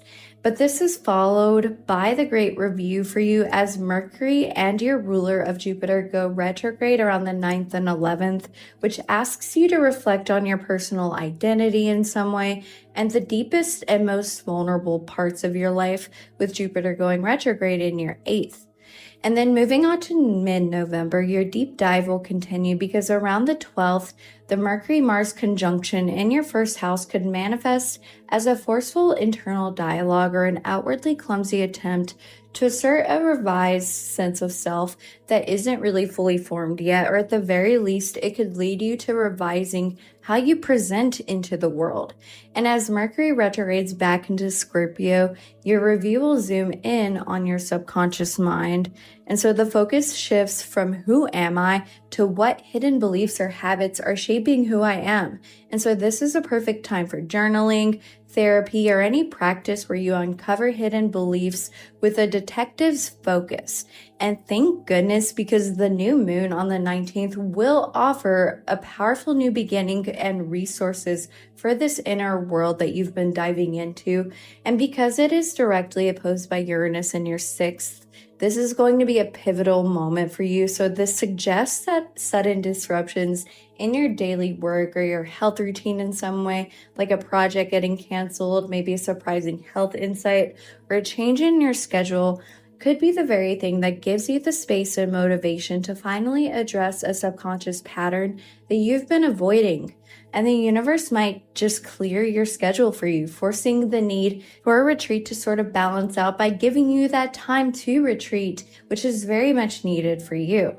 And then going on to late November, don't worry, because the mood will really begin to lighten for you, especially as a Sagittarius rising, because as the sun enters your sign on the 21st, you begin to emerge from your retreat, feeling the first rays of renewal and vitality. Your energy returns and clarity also comes to your foundations as Saturn finally stations direct on the 27th in your 4th house, allowing plans related to home and family life, if that's relevant, to finally move forward with structure. I have a friend actually, for example, who's trying to get his girlfriend to move in with him. He's a Sagittarius rising and he's really close, but he's not quite there yet. So that's an example of like how this could play out. But the good news doesn't end as Mercury stations direct on the 29th. So any subconscious confusion will begin to lift and your intuition becomes clearer and more articulate. The month also ends with Venus entering your sign, boosting your charm, your magnetism, and capacity for pleasure as your birthday season gets into full swing.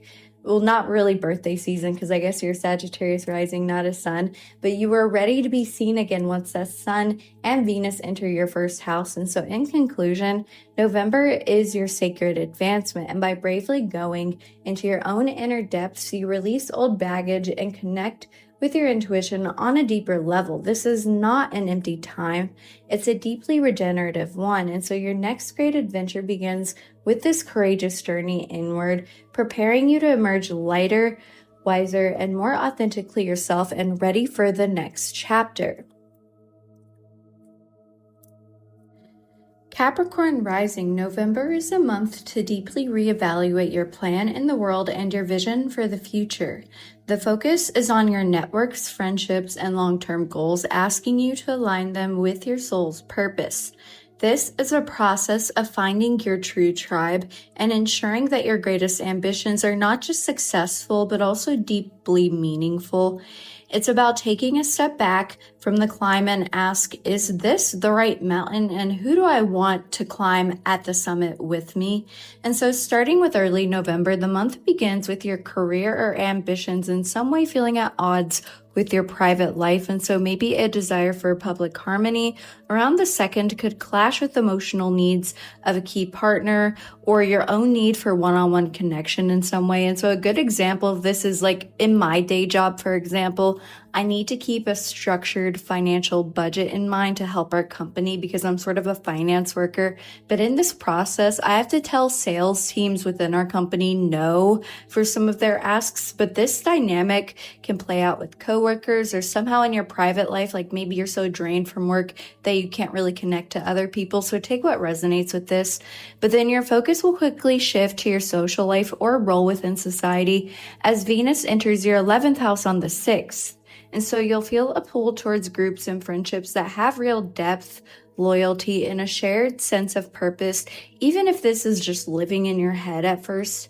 But this could be immediately tested by a square to Pluto in your second house on the 7th, where the financial values or spending habits of a group could clash with your own personal budget and sense of security, forcing a difficult conversation about shared goals versus personal resources, or perhaps maybe even your self-worth is called into question regarding your role within these groups. So take what resonates. It's not always about money.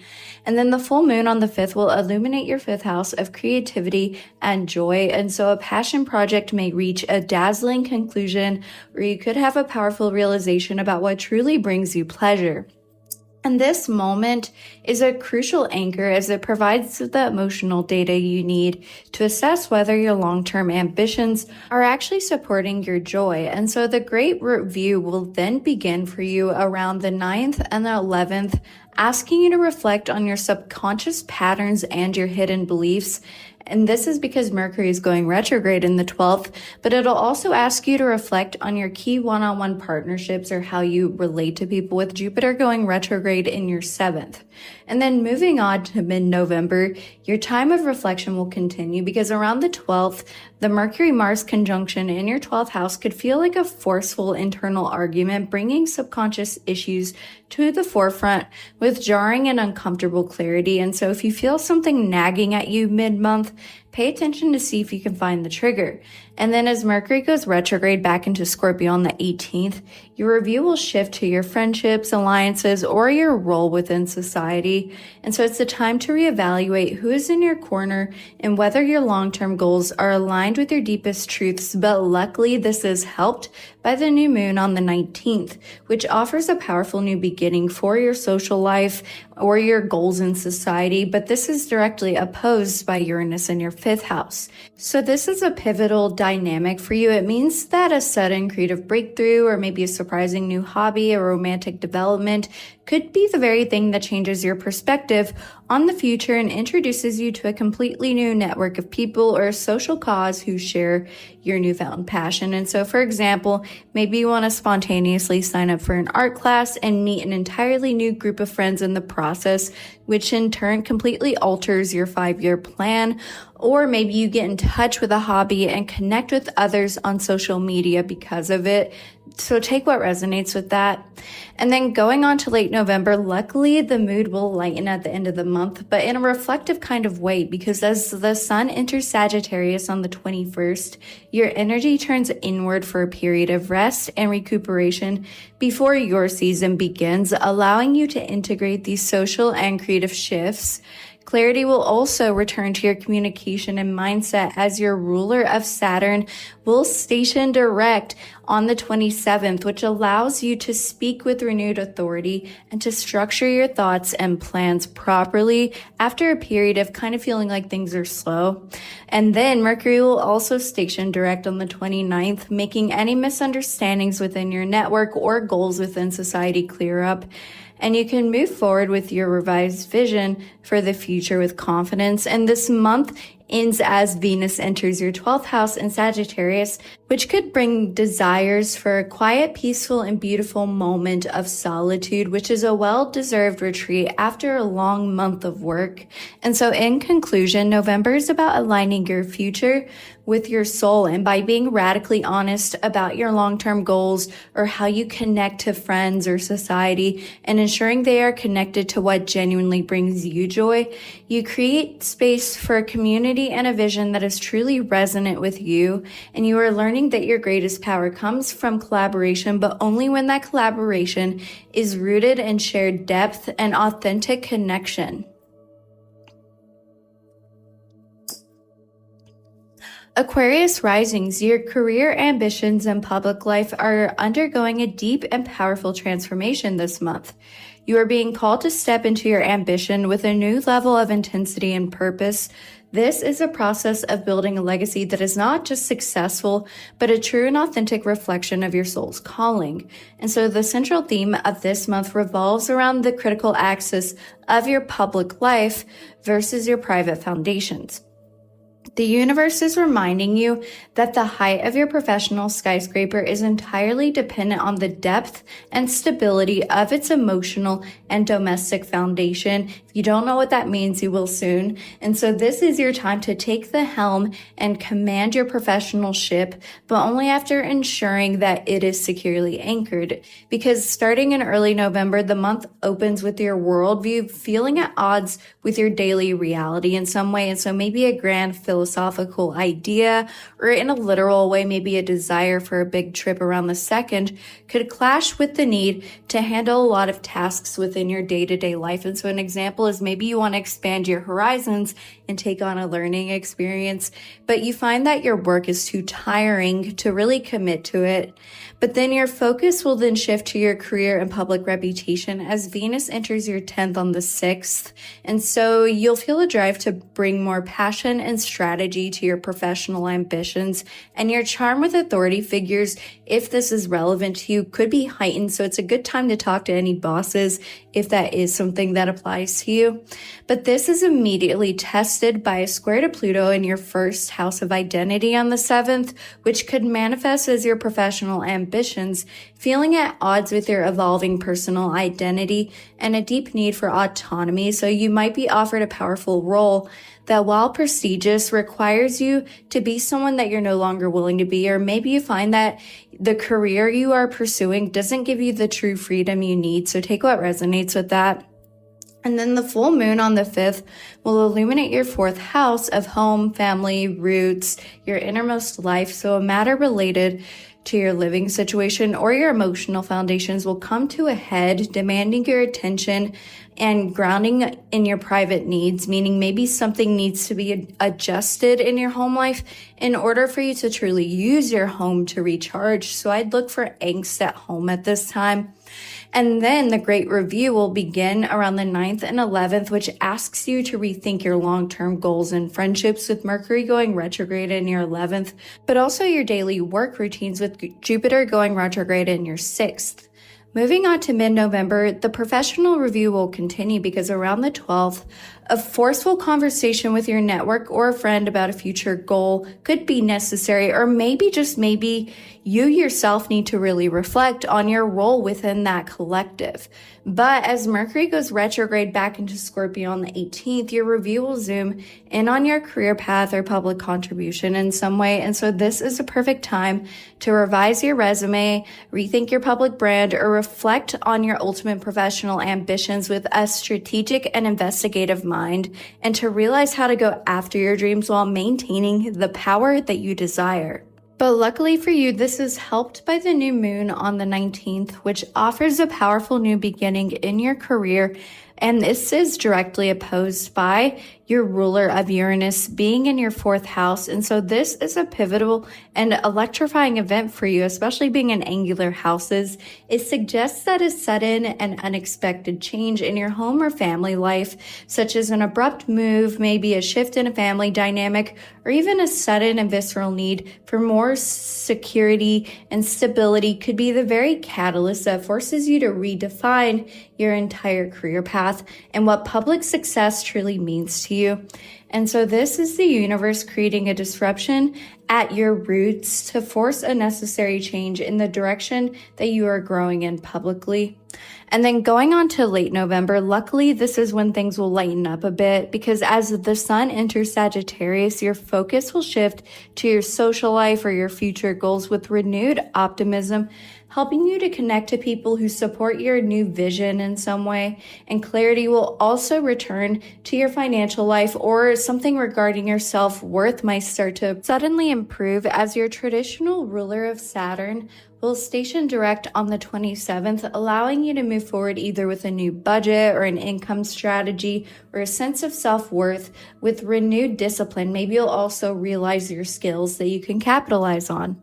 And then as Mercury stations direct on the 29th, any career-related confusion will finally lift and you can finally move forward with your professional plans with a new sense of confidence. And then the month ends as Venus enters Sagittarius, which brings even more harmony and pleasure to your friendships and your community life. The month is going to end on a high and sociable note. So in conclusion, November is a pivotal month for your professional life, and you are transforming your career into a true calling by aligning with your ambitions, with your deepest purpose, and your most fundamental needs for security. Everything's going to be juggled, and you are learning that your greatest authority comes from stepping into a public role that is powerful and an authentic expression of who you are, supported by a foundation that really takes care of and nurtures you. The world is just ready for your unique brand of leadership, and this is where you can find yourself. Even if this isn't your true calling in life, this is when you can really try to step into that spot in your life and to see what kind of person you want to be for the future.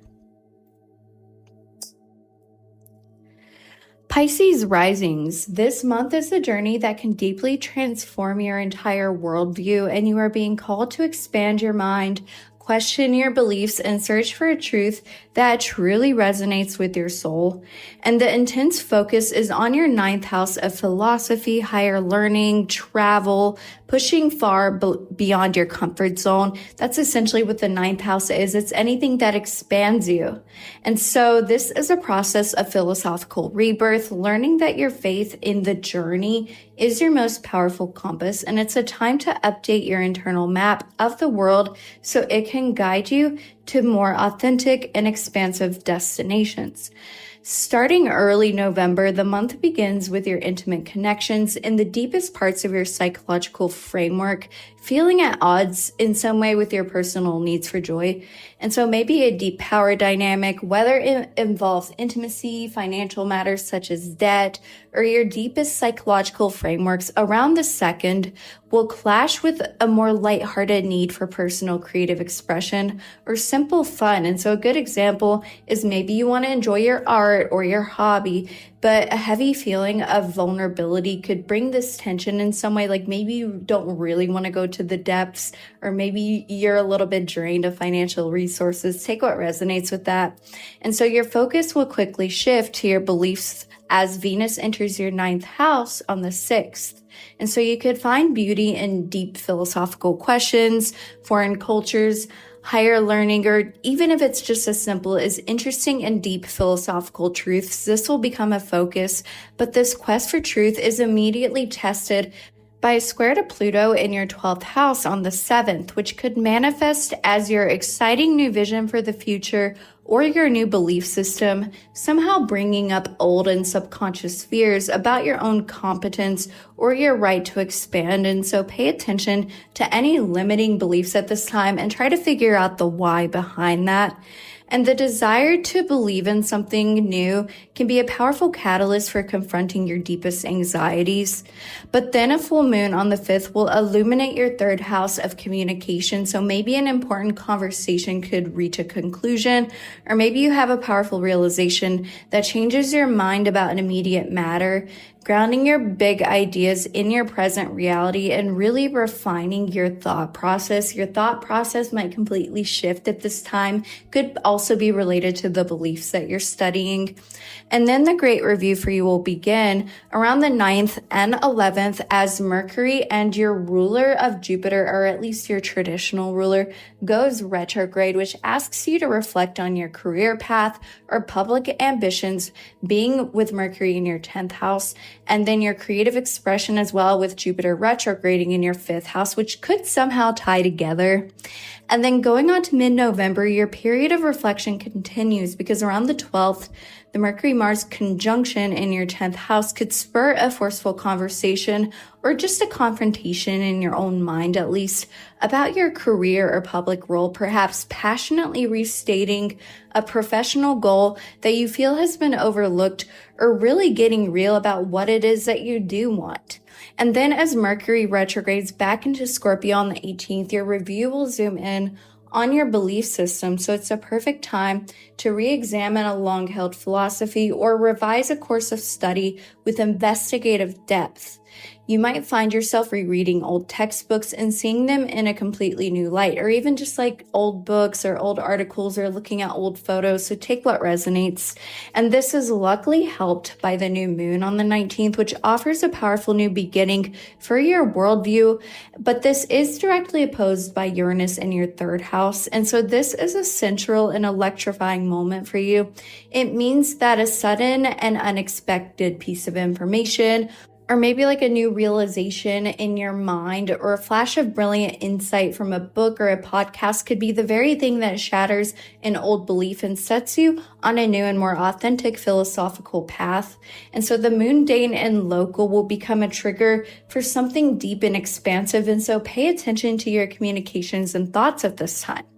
And then going on to late November, luckily things will get lighter as the month concludes because the sun enters Sagittarius on the 21st, which shifts your focus to your career and public life with a renewed sense of optimism and purpose fueled by your new vision. So maybe you'll finally get clear about what it is that you want publicly.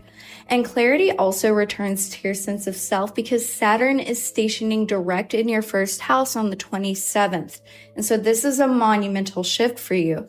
After months of deep internal review about who you are, your identity, responsibilities, and limitations, you can now move forward with a renewed sense of personal structure and maturity. And then as Mercury stations direct on the 29th, any confusion about your beliefs or maybe travel plans, that's only going to apply for some people. Those beliefs and confusions will start to lift and become clearer. And then the month will finally end as Venus enters Sagittarius, which brings charm, favor, and beauty to your professional life and public reputation or your ambitions, ensuring that your newfound wisdom is well received by the world. So the point is a lot of questions may become answered as November concludes. And so November is about finding a truth you can live by, and by courageously questioning your beliefs and expanding your mind, you build a new philosophy that is rooted in wisdom and experience, not just dogma, and you are learning that your greatest adventure is the quest for meaning. And with Saturn now going direct in your sign, you are emerging with a renewed sense of faith and personal authority to guide your path forward.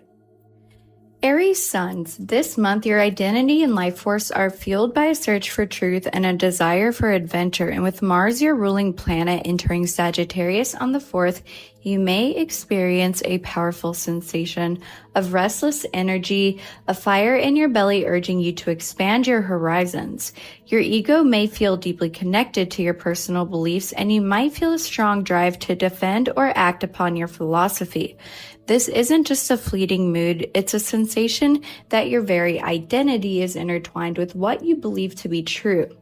However, this transit opposes Uranus, so you may feel a jarring push and pull between your impulse to move forward and a sudden, unexpected information that forces you to change course.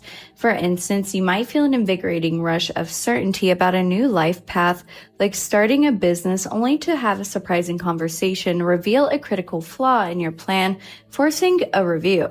Or you could also feel a powerful urge to get into a debate, feeling as though your core self is on the line, only to find that the facts are not what they seem. You might even feel a physical surge of life force, a sudden need to book a spontaneous trip, but find that the logistical snags forces you to reconsider the entire purpose of the journey. And so the opportunity this month is to refine your identity by ensuring your actions are truly aligned with a well-considered personal philosophy.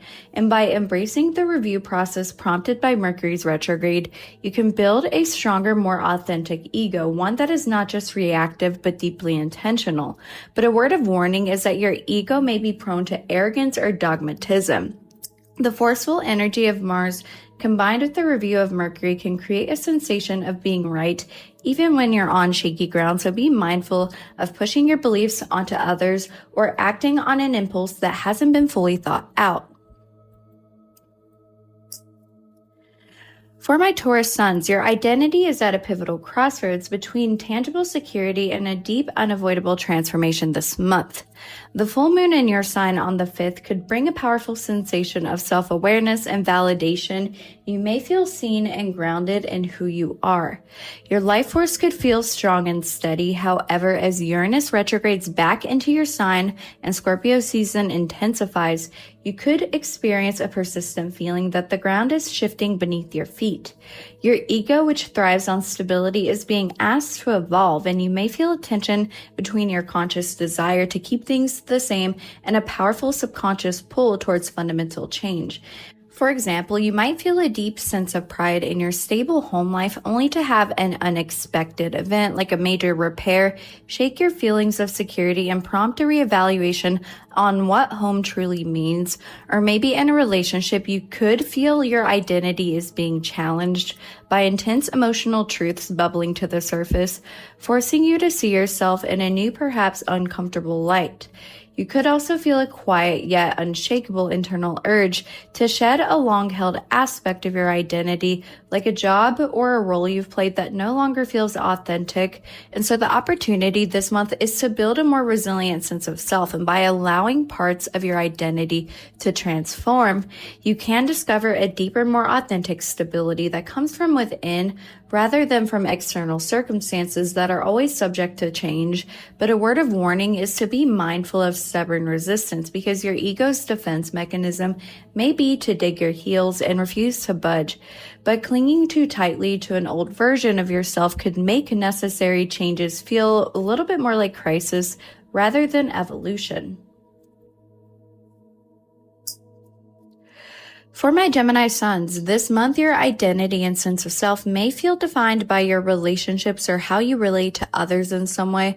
And so with the assertive planet of Mars and your retrograde ruler of Mercury in the opposite sign of Sagittarius, you may have the sensation that your life force is being pulled out of you and into your one-on-one connections. Your ego might feel unusually reactive, as if you can only see yourself through somebody else's eyes. And so you may feel the urge to assert your identity, but the words may not come out right, and your actions may be met with confusing responses, leading to a feeling of being misunderstood. And so, for example, maybe you have a partner or a close friend that is embarking on a big new adventure, and you feel your own sense of self either dimming in comparison or being totally consumed by their plans. Or maybe you get into a conversation where you feel your identity is being challenged, and it really prompts you to defend yourself, only to realize that you're not even sure what the point you're trying to make is. Or you could also feel a strong desire to collaborate, but the energy between you and the other person feels stuck in a loop of miscommunication. And so the opportunity of this transit, or this month I should say, is to gain a clearer understanding of your own identity by observing how you function within how you connect with others. This period of review can reveal the ways you compromise, project, or define yourself through others, allowing you to reclaim a more independent sense of self. But a word of warning is to try not to lose yourself in others, because there's a risk that your ego becomes entangled in arguments that go nowhere, or in blaming a partner or another person for your lack of energy or direction. And so your life force is best used by observing and reviewing these dynamics, not for fighting them. For my Cancer suns, your life force turns inward this month, prompting a deep reflection of the nature of your identity. And with Jupiter stationing retrograde in your sign, the personal growth you've been experiencing will shift into a review phase. You may feel a sensation of your life force being pulled back from the outer world so that it can nourish your inner world. And your ego does not need to perform or achieve right now. Instead, it needs to integrate. The powerful new moon in Scorpio will form a trine to Jupiter, which could feel like a deep cleansing emotional release that reaffirms your core identity. You could feel a quiet confidence and a sense of rightness in who you are away from the public view. You might, for example, suddenly lose interest in a goal that requires a lot of external validation, and instead feel a powerful pull to start a private creative project that is just for you. Your life force might feel highest when you are not busy, but when you allow yourself quiet time for reflection, leading to an aha moment about your own personal journey. But you could also find that reconnecting with your past or your family in some way gives you a renewed and stronger sense of who you are today. And so the opportunity opportunity this month is building a more solid and authentic foundation for your identity. And by allowing your energy to turn inward, you can connect with your core self and ensure that your future growth is aligned with what truly nurtures you. But a word of warning is to avoid withdrawing so much that you become isolated, because while introspection is key, there's a risk of becoming passive or using emotional comfort as a reason to avoid necessary changes. And so the goal is reflection, not retreat. Leo suns, for the first part of the month, your life force may feel more subdued and your identity more private. And with your ruler, the sun in Scorpio, your ego is being drawn into the deeper, less visible parts of your life. You may have the sensation that your inner light is being used to illuminate your own shadows rather than to shine on the world stage. This can be a powerful time of transformation, but it can feel intensely personal and perhaps even isolating. But the real shift in your life will occur when the sun enters Sagittarius on the 21st. You may feel a palpable rush of energy, optimism, and a desire for your identity to be expressed joyfully and creatively once again. So for instance, maybe during Scorpio season, you feel a drive to resolve a deep-seated family issue, pouring your energy into the private conversations rather than the public achievements, or you could experience a crisis of confidence that forces you to look at your motivations, asking yourself if you seek recognition for the right reasons. But then after the 21st, you could feel a sudden, invigorating burst of creative inspiration and an undeniable urge to share your work and express your unique identity with the world again. And so the opportunity here is to build a stronger and more authentic ego, one that is forged in the fires of self-reflection and not solely dependent on what you achieve. This allows your natural radiance to come from a much deeper and more resilient place. But a word of warning is during the Scorpio phase, be mindful of paranoia or becoming overly controlling within your private life, even if it's within your own head. Your ego, feeling less visible, may try to assert itself through secrecy or power dynamics, or it may be really hard on itself. And so resist the urge to feel resentful about a temporary lack of, achievement or light in your life. And so this is just a main warning for Leo suns. For my Virgo suns, your identity is undergoing a deep mental edit this month, and with your ruler Mercury stationing retrograde, you could experience the distant sensation that your entire self-concept is being deconstructed and analyzed.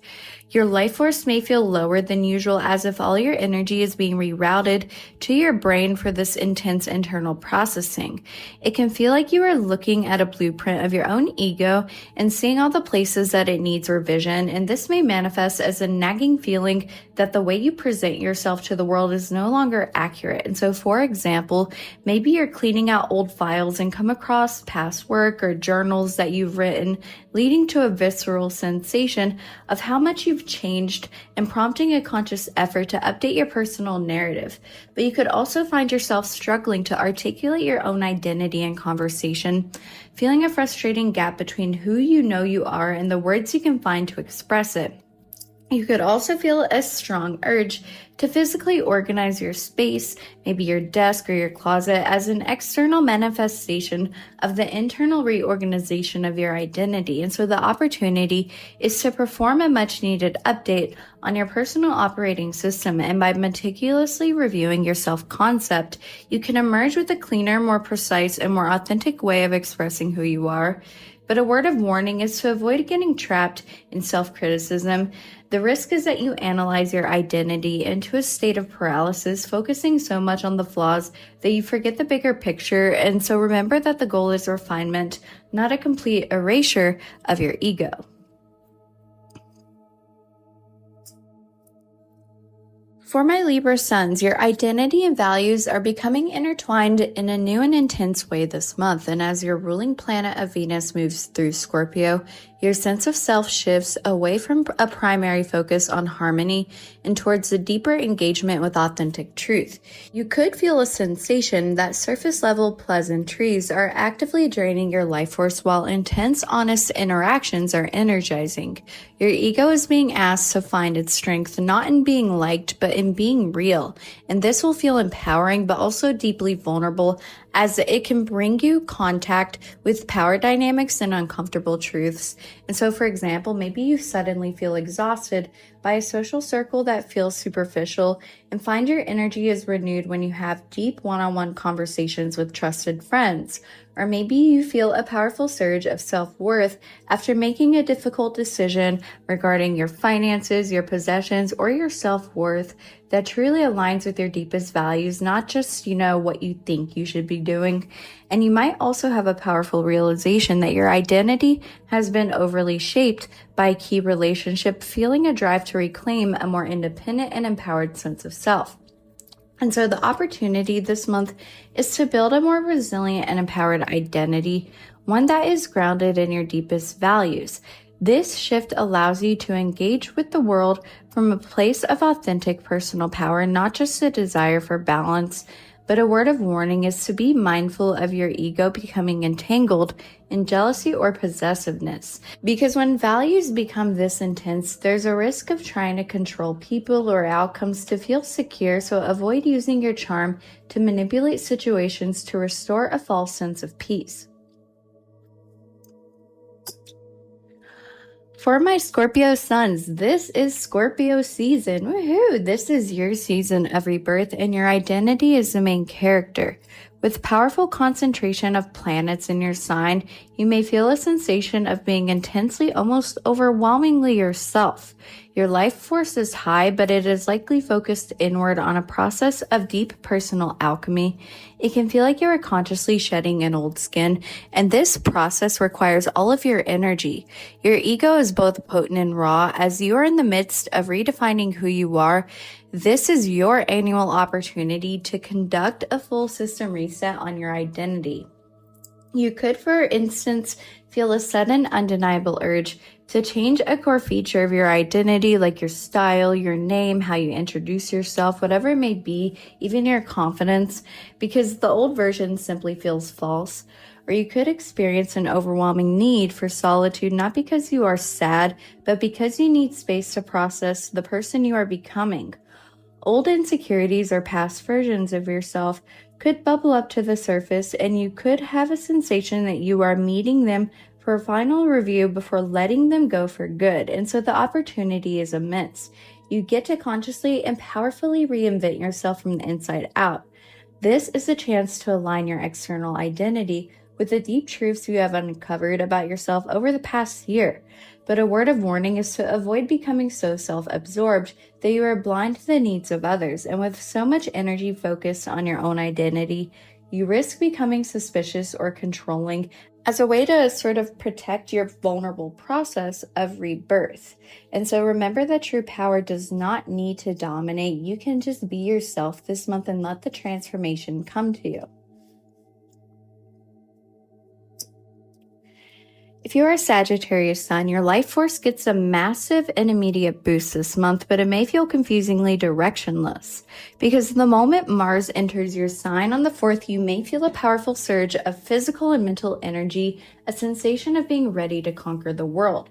Your ego feels bold and assertive. However, just a few days later, Mercury will be stationing retrograde in your sign, pouring a bucket of reflective, backward-moving water on that sort of fire that you have, and this creates a distinct internal sensation of having one foot on the accelerator and the other on the brake.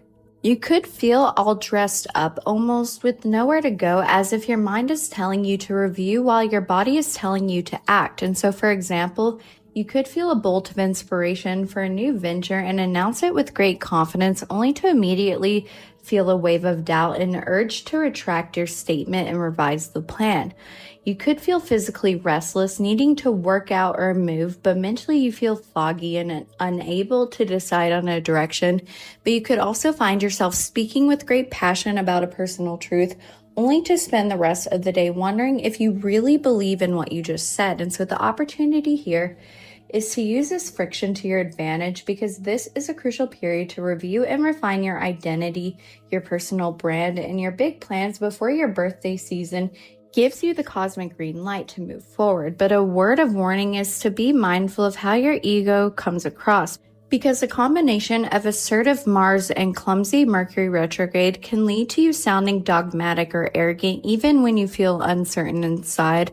And so avoid wasting your potent life force on scattered projects or impulsive actions that you will only have to undo later.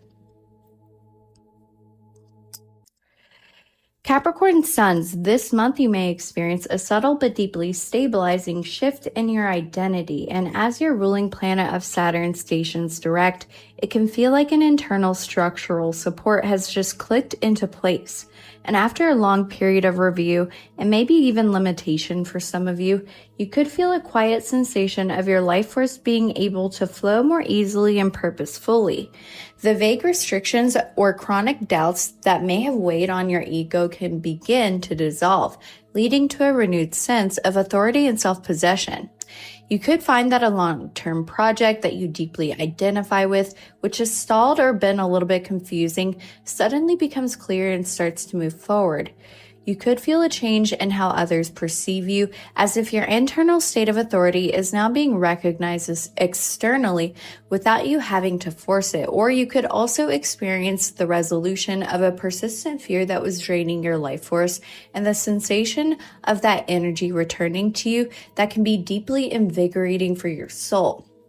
And so the opportunity is to move forward with your long-term identity goals and do so with a newfound sense of direction, structure, and discipline, because the path ahead is clearer and your ego is better equipped to walk on it with integrity. But a word of warning is that now that the path is clear, avoid becoming overly rigid in your approach, because there's a risk of taking on too much responsibility too quickly now that you feel capable again. So remember that you build with patience, not pressure. Aquarius suns, your identity might feel like it is in a pressure cooker this month, caught between your public role and your private needs in some way. And so as your ruler Uranus continues its retrograde, you are still in a process of reviewing what stability means to you. The intense Scorpio transits will form a challenging square to your sun, at least by sign, which can feel like a persistent tension in your ego.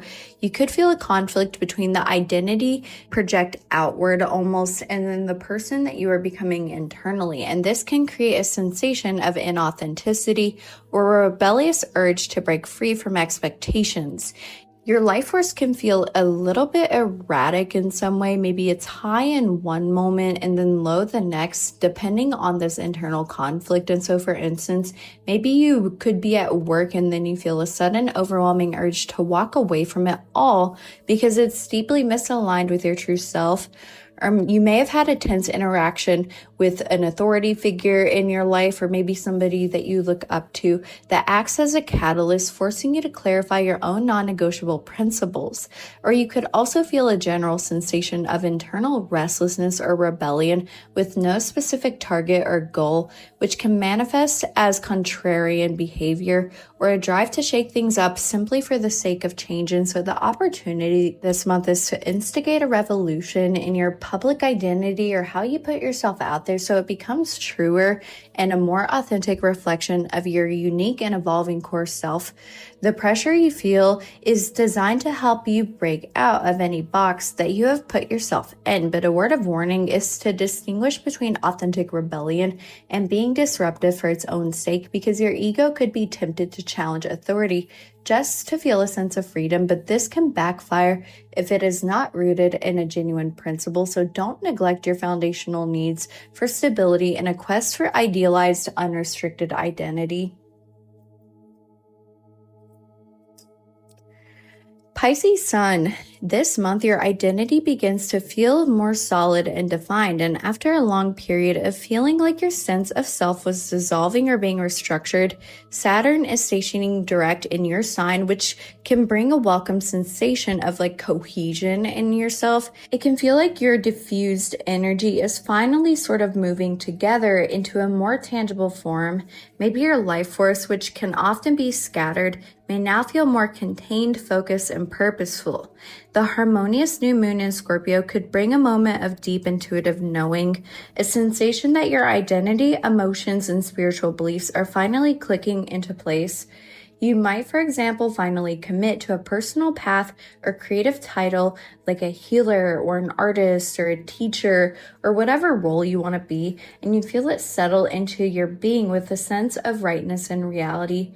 But you could also have a powerful dream or maybe an intuitive hit that clarifies your life purpose in a way that feels both magical and completely practical, like you can actually do it. But you could also notice that your personal boundaries feel stronger and more natural, which in turn boosts your life force and your confidence in who you are. And so the opportunity is to step into and embody a more mature, defined, and purposeful version of yourself. The structure you have been building internally is now ready to support the identity you wish to project in the world. But a word of warning is, as your identity gains definition, be mindful of letting these new structures become rigid, because the danger is that the newfound direction can turn into a fear of the unknown, causing you to limit your own boundless imagination. So celebrate your new form, but do not turn it into a cage.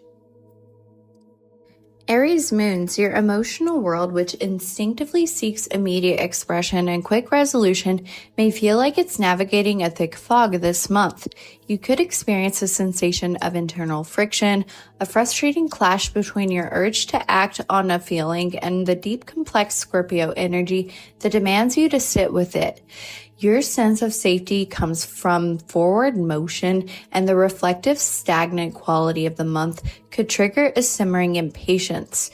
You could feel an internal buzzing or unexpressed emotional energy with no clear outlet. And so, for instance, you could experience a flash of anger, but find it's attached to a deeper, murkier feeling that you can't immediately identify, leaving you feeling emotionally stuck. Or maybe you feel an urge to pick a fight or create a dramatic scene, not out of malice, but from a subconscious need to release the emotional pressure that has been building up. But you could also feel a deep restlessness that manifests as physical fidgeting, a sensation that your body needs to move even when your mind and heart feel weighed down. And so the opportunity this month is to learn patience with your own emotional process. And by resisting the urge to act immediately, you can gain a much deeper understanding of the underlying causes of your feelings, leading to a more authentic and less reactive emotional expression in the future. But a word of warning is to be mindful of manufacturing conflict to relieve emotional pressure, because your need for release is valid, but channeling it into pointless arguments can damage connections and leave you feeling even more unsettled once the adrenaline wears off. So find a physical outlet for the energy, maybe like exercise, or even just mentally channeling your energy somewhere else to move the feeling through your body or your mind. Taurus moon, this is a significant month for your inner world because your fundamental need for emotional stability and predictability will be tested. You could feel a persistent low-level hum of anxiety as the ground beneath your inner world may feel shaky and unpredictable. The full moon in your sign on the 5th can be a moment for deep emotional grounding, a comforting sensation of returning to yourself. However, with Uranus retrograding over your moon, or at least back into your moon sign, and the intense Scorpio transits that are in opposition to your moon, it can feel like your emotional sanctuary is under siege. Your internal temperament, which is typically calm and steady, could feel unusually volatile. And so, for example, maybe a small unexpected change in your routine, maybe like your favorite coffee shop being closed, could trigger a surprisingly deep feeling of emotional disorientation and unease. Or you could feel an intense urge to cling to familiar comforts like the same meals or the same TV shows or the same routines as a way to anchor yourself against a feeling of internal chaos. You could also experience sudden, uncharacteristic emotional outbursts that seem to come from nowhere, which is really just the pressure of the repressed feelings breaking through your normally solid defenses. And so the opportunity here is to redefine your understanding of safety. You can discover that true emotional security isn't about everything staying the same, but it's about your ability to stay present and centered with yourself no matter what changes are around you. But a word of warning is be mindful of becoming emotionally rigid, because your instinct is to resist all change, which can lead to shutting down emotionally or becoming incredibly stubborn. So this resistance requires immense energy and will ultimately leave you feeling more drained and fragile than if you allow yourself to kind of bend with the currents. Gemini moons, your emotional world, which thrives on understanding and articulation, may feel like it's trying to solve an impossible puzzle this month. The deep, nonverbal, and intense energies of Scorpio can be deeply confusing for your internal temperament. You may have the distinct sensation of a feeling of being present, but you cannot find the right words for it, which can be deeply unsettling for you. Your sense of safety is often rooted in your ability to analyze and rationalize your emotions, which is a tool that may feel completely ineffective right now. And so, for instance, maybe you feel like a deep sense of melancholy and find yourself spending hours intellectually researching its potential causes rather than simply allowing yourself to feel sad. Or maybe you have a powerful urge to talk about your feelings with somebody, but you find the conversation kind of just skims the surface, leaving you feeling more disconnected than before. You could also experience a kind of mental static where your thoughts race in an attempt to escape a core feeling that is demanded to be felt. And so the opportunity this month is to really develop emotional intelligence beyond the intellect, and by allowing yourself to simply experience a feeling without the immediate need to name or understand it, you can access deeper, more intuitive parts of your inner world. But a word of warning is to avoid using intellectualization as a defense mechanism, because there's a risk of getting stuck in a mental loop, overanalyzing a feeling until it becomes an abstract concept rather than a real experience, and this can lead to a deep sense of being disconnected from your own heart. Cancer moons, this is a deeply resonant month for your inner world, one where you can feel more like yourself than you have in a long time. And with Jupiter retrograding in your sign and the harmonious trine from the Scorpio new moon, you could experience a sensation of an emotional homecoming, and it can feel like a deep cleansing rain washing over your internal landscape, clarifying why you truly need to feel safe and nurtured. Your temperament as well can become more sensitive and introspective, but in a way that feels empowering rather than overwhelming. And so, for instance, maybe you find yourself looking through old photos and having a sudden, almost cathartic cry that feels super healing, releasing emotions that you didn't even realize you're holding on to. Or you could feel a powerful instinctual urge to nest or to create a safe and comforting physical space that perfectly mirrors your inner needs. Or you could also have a deep and intuitive insight about a past emotional wound, suddenly understanding it from a new perspective that allows for true release. And so the opportunity here is to reconnect with your own deep well of emotional wisdom. And so this is a time to listen to your intuition and honor your needs for comfort, reflection, and security, which will replenish your emotional reserves for the months to come. But a word of warning is to be mindful of becoming lost in the past or lost, in the feels. Because while reflection is powerful, there's a risk of getting stuck in those old emotional patterns. And so the goal is to integrate the past to empower your present, not to use it as a place to hide. Leo moons, your emotional world may feel like it's in a dramatic and uncomfortable standoff this month, and so your core need for warmth, appreciation, and straightforward emotional expression is being challenged by the secretive, complex, and intense scorpionic energy.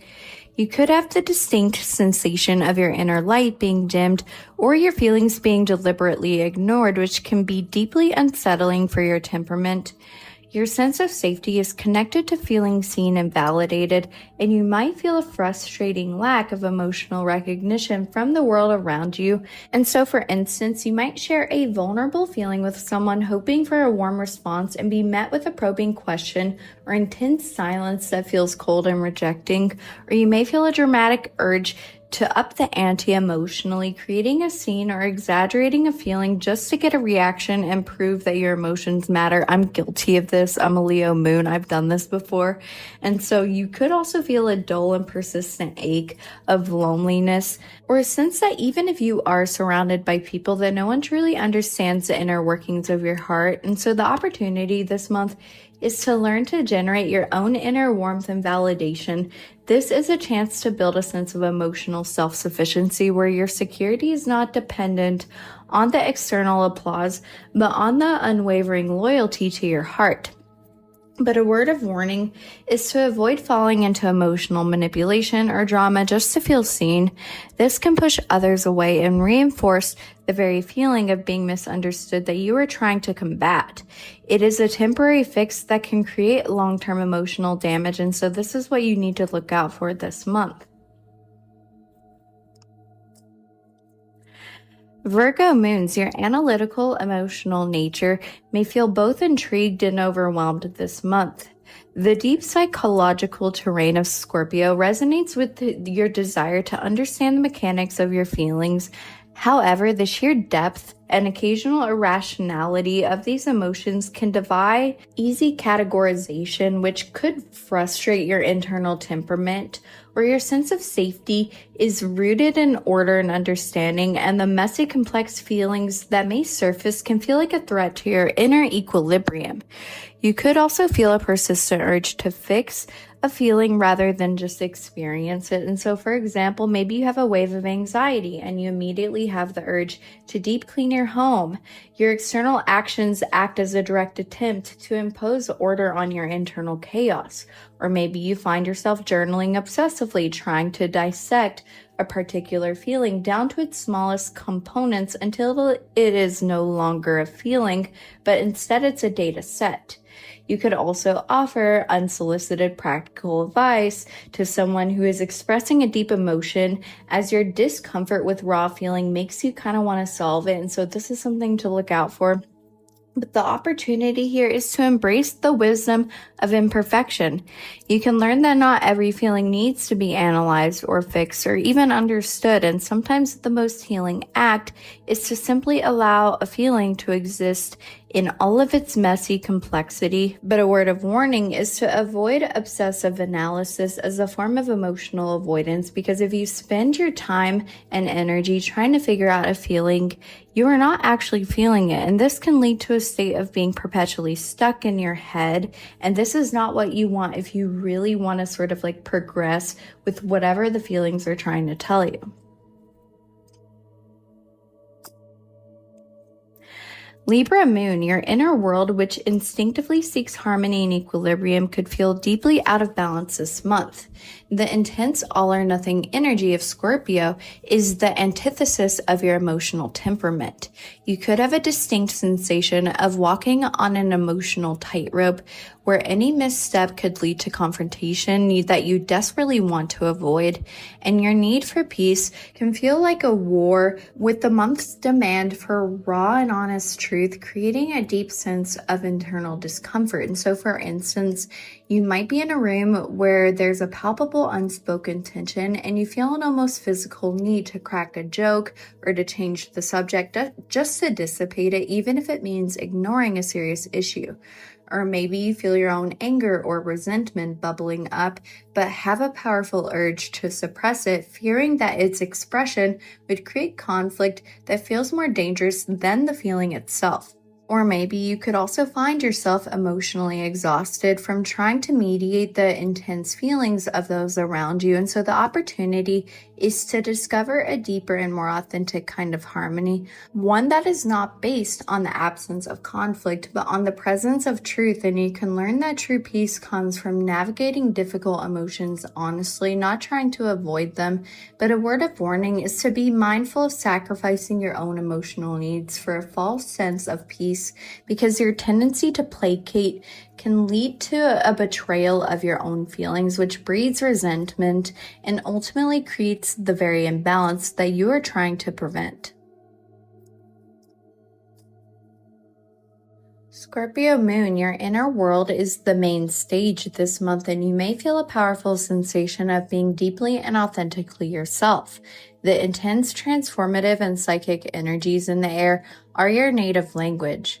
Your internal temperament, which is often misunderstood by the outside world, will feel validated and empowered. It can feel like the rest of the world is finally catching up to the depth at which you naturally operate. Your sense of safety is found in both emotional truth and control, and this month offers you ample opportunity to dive into both. And so, for example, maybe you have a gut feeling about a person or situation that is so strong and clear, it feels like a certainty and you will likely be proven right. Or maybe you have a powerful urge to have a deep and soul-bearing conversation, one that gets beneath all of the surface level chatter to what is real and true.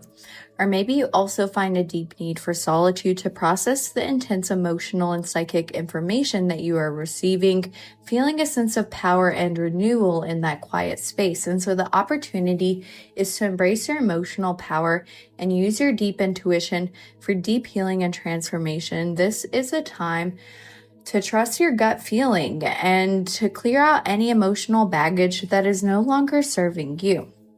But a word of warning is, with your emotional volume turned up so high, be mindful of becoming obsessive or paranoid or controlling, because the opposition from Uranus, at least by sign, can bring sudden revelations that challenge your need for control. But true power lies in navigating these surprises with resilience and not trying to prevent them. Sagittarius moon, your emotional world may feel like a caged animal this month. Your core need for freedom, optimism, and expansion is being hemmed by the introspective and intense energies. You could feel a powerful sensation of emotional restlessness, and as Mars energizes your feelings, you will have a strong urge to act or to do something to escape whatever it may be. But however, we will be having Mercury going retrograde in your sign, which pulls you inward to review and reflect. And this can create a deeply frustrating internal state of wanting to run, but not knowing where or why. And so, for instance, maybe you feel a wave of sadness and your first immediate instinct is to open a travel app and book a flight, any flight to go anywhere. You could feel trapped by an emotionally intense conversation and have a visceral urge to make a joke or change the subject to something lighter, anything to escape the weight of the moment. Or maybe you also feel a generalized anxiety that manifests as a need to stay busy, filling your schedule to the brim to avoid having a quiet moment to feel your own feelings. And so the opportunity is to learn that true freedom includes the freedom to feel all of your emotions, even the uncomfortable ones. And by staying present with a difficult feeling instead of immediately trying to escape it, you really can discover a deeper, more resilient kind of optimism. But a word of warning for the month is to avoid using distraction as your primary coping mechanism. While staying busy can temporarily help, constantly running from your feelings means that they will only chase you with more intensity. You risk burning yourself out physically to avoid doing necessary emotional work, and so this is what you can look out for this month.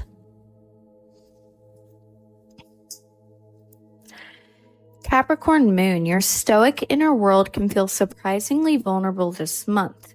Your emotional temperament, which values control, competence, and self-reliance, is being directly challenged by the month's focus on deep, messy, and undeniable needs. The opposition from Jupiter retrograde in Cancer, at least by sign, highlights everything you tend to suppress. Your need for nurturing, comfort, and emotional security. You could have this uncomfortable sensation of cracks appearing in your carefully constructed emotional walls, letting in feelings you would rather not deal with. And so, for example, you might be working on a project and suddenly feel an overwhelming wave of nostalgia or a longing for the comfort of your childhood, which is a feeling that may be distracting and unproductive. Or maybe you find yourself feeling uncharacteristically needy or sensitive, which can trigger a secondary feeling of anger at yourself for being weak. Or maybe you also feel a strong subconscious urge to retreat and isolate, not from a place of strength, but as a defense mechanism to hide your unexpected vulnerability from yourself, but also others. But the opportunity is to soften your emotional defenses and acknowledge your own needs for care. You can learn that true strength includes the ability to be vulnerable, and that allowing yourself to be nurtured can replenish you in ways that sheer willpower cannot. But the word of warning is to be mindful of overcompensating for feelings of vulnerability by becoming colder or even more controlling. And so your instinct may be to double down on your stoicism or to really double down on bottling it up, which will only increase your inner pressure and alienate you from potential sources of genuine comfort and support.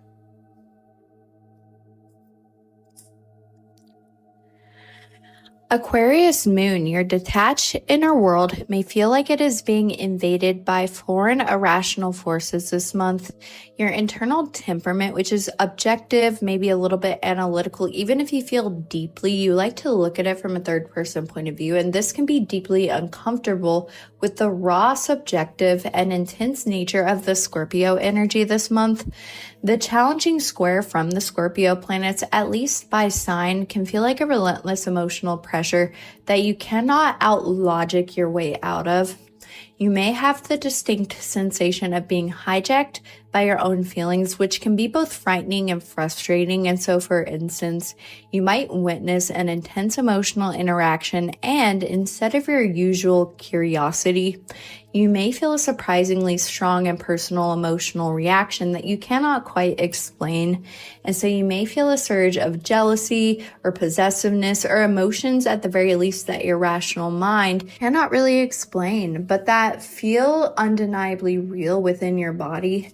Or you could also feel a powerful urge to completely detach or to float above the emotional chaos and observe it, like sort of like this observational student, almost as a way to reclaim your sense of safe intellectual distance. And so the opportunity here is to integrate your heart and your mind. This month pushes you to acknowledge that some emotional truths cannot be understood from a distance. They must be experienced. And this can lead to a more holistic and compassionate understanding of yourself and others. And this is a powerful tool that you can develop. But the word of warning is to be careful not to dismiss or pathologize your own feelings just because they are not logical. And so your defense may be to label your emotions as irrational and therefore invalid. And this is a form of self-alienation that denies you the access to the valuable information that your feelings are trying to tell you.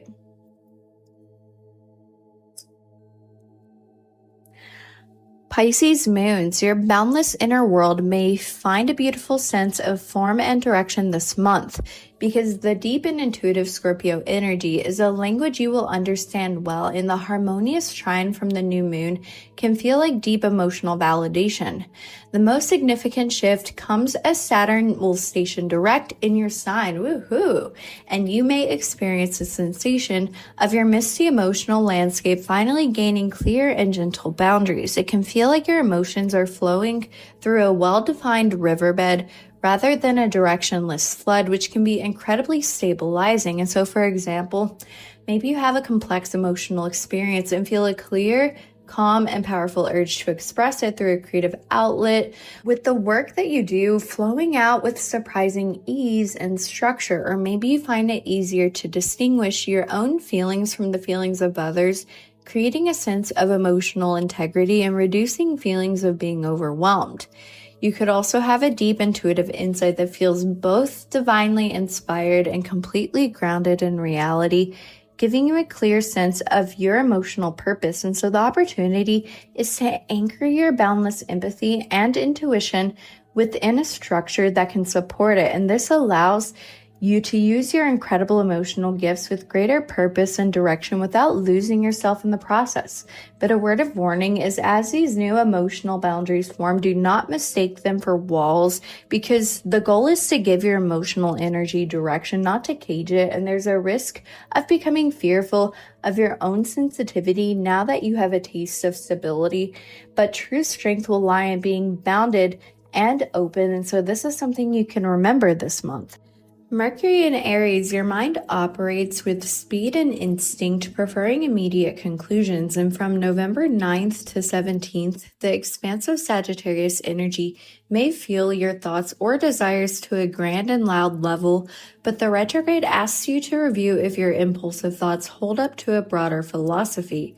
You could feel a frustrating internal stop and go between having a big idea and second guessing it, especially around the 12th when Mercury and Mars conjoin in Sagittarius, and this conjunction could trigger impulsive, argumentative, or forceful thoughts or statements that you may need to revise. And when Mercury enters Scorpio from the 18th to the 28th, your direct mental style will be forced to slow down and probe into complex hidden subjects, which can feel uncomfortable. And this period challenges your mental impulsiveness by forcing you to investigate underlying motives before you speak.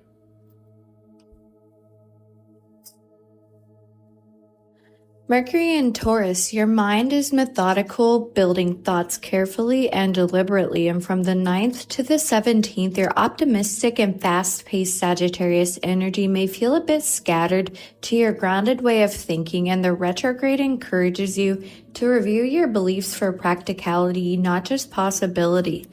And with the Mars-Mercury conjunction on the 12th, it may feel particularly agitating, pushing you to debate or defend the practical application of a grand idea.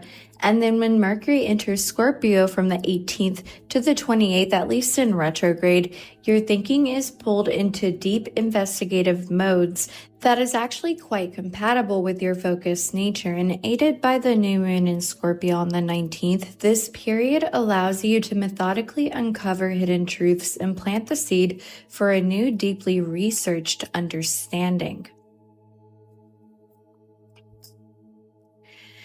Mercury in Gemini, as your ruling planet, this retrograde is a core recalibration of your thought processes, and from November 9th to the 17th, Mercury's transit through your opposite sign of Sagittarius puts your curious, data-driven mind into a challenging position. You could find your thoughts are less about collecting facts and more about searching for a single overarching truth. This is intensified by Mars and Sagittarius opposing your sign and with Uranus in your sign, which creates an eccentric, rapidly changing energy. And then the Mercury-Mars conjunction on the 12th is a peak moment where you may feel pulled into debates or thought tanks that pit your facts against others' beliefs. And then when Mercury enters Scorpio in retrograde from the 18th to the 28th, your adaptable thinking is asked to fixate on a single subject with intensity, forcing you to go deep rather than broad. Your thinking is intuitive, processing information through feeling and association, although the nature of how that can look widely different depending on your moon sign. And so from the 9th until the 17th, the Sagittarius energy can feel a bit blunt for your receptive mind, but the retrograde encourages a review of how your beliefs align with your instincts. And when Mercury shifts into fellow water sign of Scorpio on November 18th, your mental processes will feel more at home. This period, supported by Venus entering Scorpio on the 6th and the new moon on the 19th, will allow for your intuitive mind to comfortably delve into psychological depths, uncover secrets, and understand the emotional undercurrents of communication. Mercury in Leo, your mind thinks in broad, creative, and sometimes confident strokes. And so from the 9th until the 17th, your fiery Sagittarius energy that is swirling around is going to be a comfortable match, feeling your desire to express your ideas with authority, though the retrograde period asks you to review if that authority is truly earned. And so the Mercury-Mars conjunction on the 12th may feel like a passionate, creative debate. And then when Mercury moves into Scorpio from the 18th till the 28th, your open and radiant way of thinking could be challenged by a secretive, complex, and skeptical energy, which could feel mentally heavy. This period, intensified by the Venus-Pluto square on the 7th, will force you to look at the shadows and the hidden power dynamics, which is a contrast to your mind's natural inclination towards the light. Mercury in Virgo. As your ruler, Mercury's retrograde is a key period of mental housekeeping. And so I'm a Mercury in Virgo too, and retrogrades usually hit me hard. And so from the 19th until the 17th, the broad stroke of energy from Sagittarius will form a square to your sign, which can feel sloppy to your detail-oriented mind. And this is amplified by Mars also being in Sagittarius, and the Mercury-Mars conjunction on the 12th could feel particularly frustrating. You could feel a strong, agitating drive to fix the errors in a grand, flawed system. The retrograde here is a call to review the facts behind the big ideas, which is a task your mind is perfectly suited for. And then when Mercury enters Scorpio on the 18th, your analytical mind is in its element, and so this is a powerful time for deep research and investigation. Mercury in Libra, your mind seeks balance, weighing multiple perspectives before coming to a fair conclusion. And so from November 9th to the 17th, the opinionated Sagittarius energy can feel a little bit unbalanced to you, and the retrograde encourages you to review if a belief is truly fair or just from personal bias. And then the Mercury-Mars conjunction on the 12th could pull you into an uncharacteristic direct argument, or at least like an argument within your mind. And then when Mercury shifts into Scorpio from the 18th until the 28th, your diplomatic communication style is challenged by an energy that values raw and sometimes uncomfortable truth. This period, which is marked by a new moon in Scorpio on the 19th, will push your mind to move past pleasantries and investigate the core truths of a matter. Mercury in Scorpio. With Mercury retrograding back into your sign, this is a deep period of mental recalibration, and your thoughts will rewire in a way that can lead to deep realizations. First, from the November 9th until the 17th, the Sagittarius energy will ask you to review your beliefs and see if your deep, focused thinking has become too rigid. And then when Mercury returns to your sign on the 18th, you are in your mental element. This isn't just a quiet review because Venus is also in your sign, and the new moon on the 19th will spark a deep personal reset. And so this is a time to review your own thought processes, reassess your secrets, and gain a deeper understanding of your own psychology, values, and desires. And the direction you gain after the 29th will come from this deep dive. Mercury in Sagittarius. With the retrograde starting in your sign from the 9th to the 17th, your entire way of thinking is under a microscope, but it could also feel amplified by the mentally busy energy. And so this is intensified by Mars also being in your sign, making your energy high, but your focus scattered. And so the conjunction with Mars on the 12th is a key moment where you may speak with great force, or you might think with a great vibrato, only to immediately second guess your own pronouncements. And when Mercury moves into Scorpio on the 18th, your expansive and optimistic mind is pulled into a deep internal and somewhat secretive review. And so the period asks you to look at the hidden motives that lie beneath your optimistic worldview and to get real with what that motivation is. Mercury in Capricorn, your mind is structured and practical, focused on what is real and achievable. And from the 9th to the 17th, the optimistic and sometimes exaggerated energy of Sagittarius can feel a bit foreign to you. The retrograde here, though, combined with Mars and Sagittarius, is a time to review big ideas for their practical application and challenge those that lack a solid plan. And then when Mercury moves into Scorpio from the 18th all the way until past November, your mind is well suited for the deep strategic investigation that's required. Aided by the new moon in Scorpio on the 19th, this period allows you to apply your disciplined thinking to uncover hidden facts and understand power dynamics.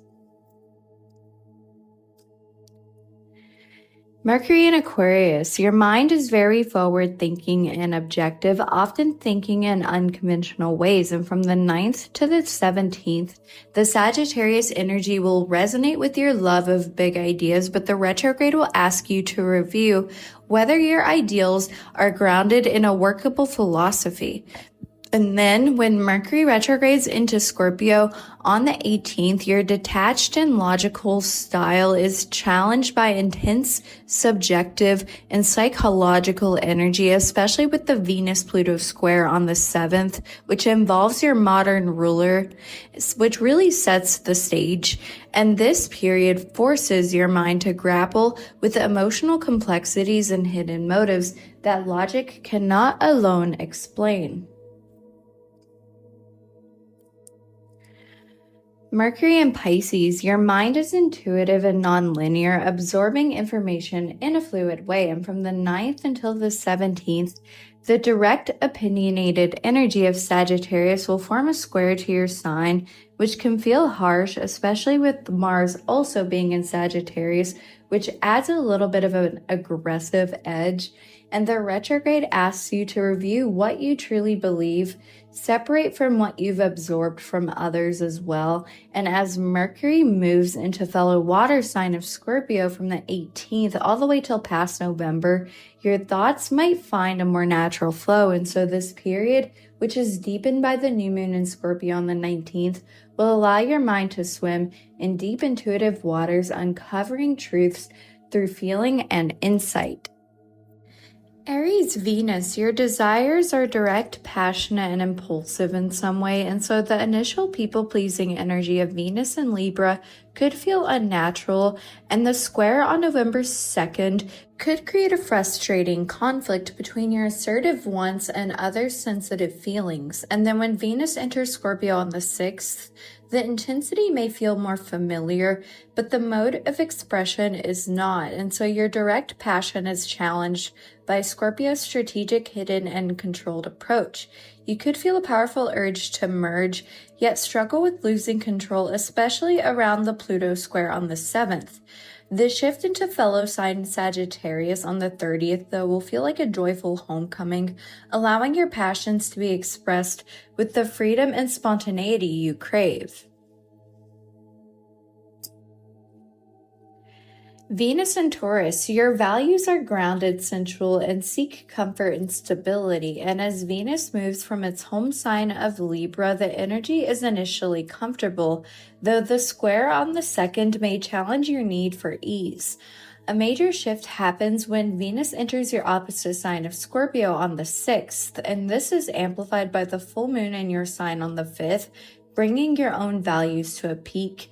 And Uranus retrograding back into your sign on the 7th will force you to reevaluate your relationships or your passions with the sense of stability you crave.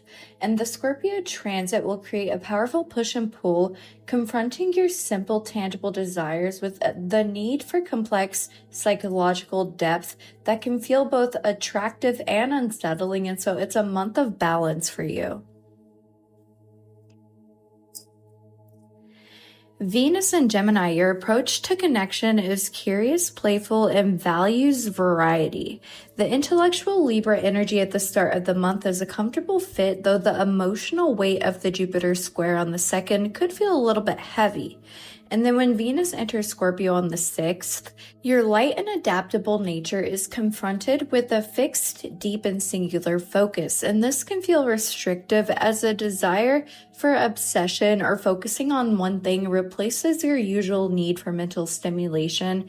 And then the shift into your opposite sign of Sagittarius on the 30th could restore a sense of freedom, allowing your passions to explore once again as it joins the Sun, Mars, and Mercury that are already activating that sign. Venus in Cancer, your passions are driven by emotional security, intuition, and a need for nurturing. And so the Jupiter square on the 2nd, which involves your sign, puts your emotional needs at the forefront of your values. And when Venus enters fellow water sign of Scorpio on the 6th, your desires will feel very deeply validated almost. And this transit, along with the new moon in Scorpio on the 19th, will allow your emotional and passionate natures to merge, creating opportunities for deep bonding. But the intensity of the Pluto square on the 7th can be transformative as well, which allows you to empower your connections. So that's a time to look out for. And then the shift into Sagittarius on the 30th could feel a little bit jarring, pulling your focus from deep intimacy to a more carefree expression. And so this month will kind of address the light and heaviness of your passions. And so riding the wave will be important. Venus and Leo, your passions are expressive, generous, and thrive on recognition and warmth. The social grace of Venus and Libra is a comfortable space for you. However, when Venus enters Scorpio on the 6th, it forms a challenging square to your Venus, at least by sign, and so your open-hearted, radiant expression of value is met with a private, intense, and secretive energy, and this can create a conflict between your desire to be seen and a pull towards hidden, complex dynamics, especially with the Pluto square on the 7th. And then the shift into fellow fire sign of Sagittarius on the 30th will feel like a liberating release, allowing your heart to express itself with renewed optimism and creative flair. Venus and Virgo, your values are practical, discerning, and expressed through acts of service and improvement. The analytical quality of Venus and Libra is a comfortable mental space for you. When Venus enters Scorpio, though, on the 6th, your practical nature finds an opportunity to go deeper. This transit, especially around the new moon in Scorpio on the 19th, will encourage you to apply your analytical skills to the psychology of your desires, seeking to understand the hidden mechanics of connection. But then the shift into Sagittarius on the 30th could feel a little bit chaotic to your organized nature, as the focus moves from deep analysis to broad and sometimes careless adventure, and so that is something to look out for. Venus and Libra, with Venus starting the month in your sign, you are in your element, valuing harmony, beauty, and balanced connection. The square to Jupiter, though, on the 2nd may create a difficult choice between your social desires and your private emotional needs. But when Venus moves into Scorpio on the 6th, your entire value system is challenged to go deeper.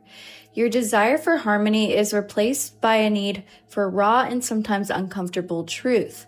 This period, which is marked by the new moon in Scorpio on the 19th, will push you past the surface level aesthetics to find beauty and intensity and transformation.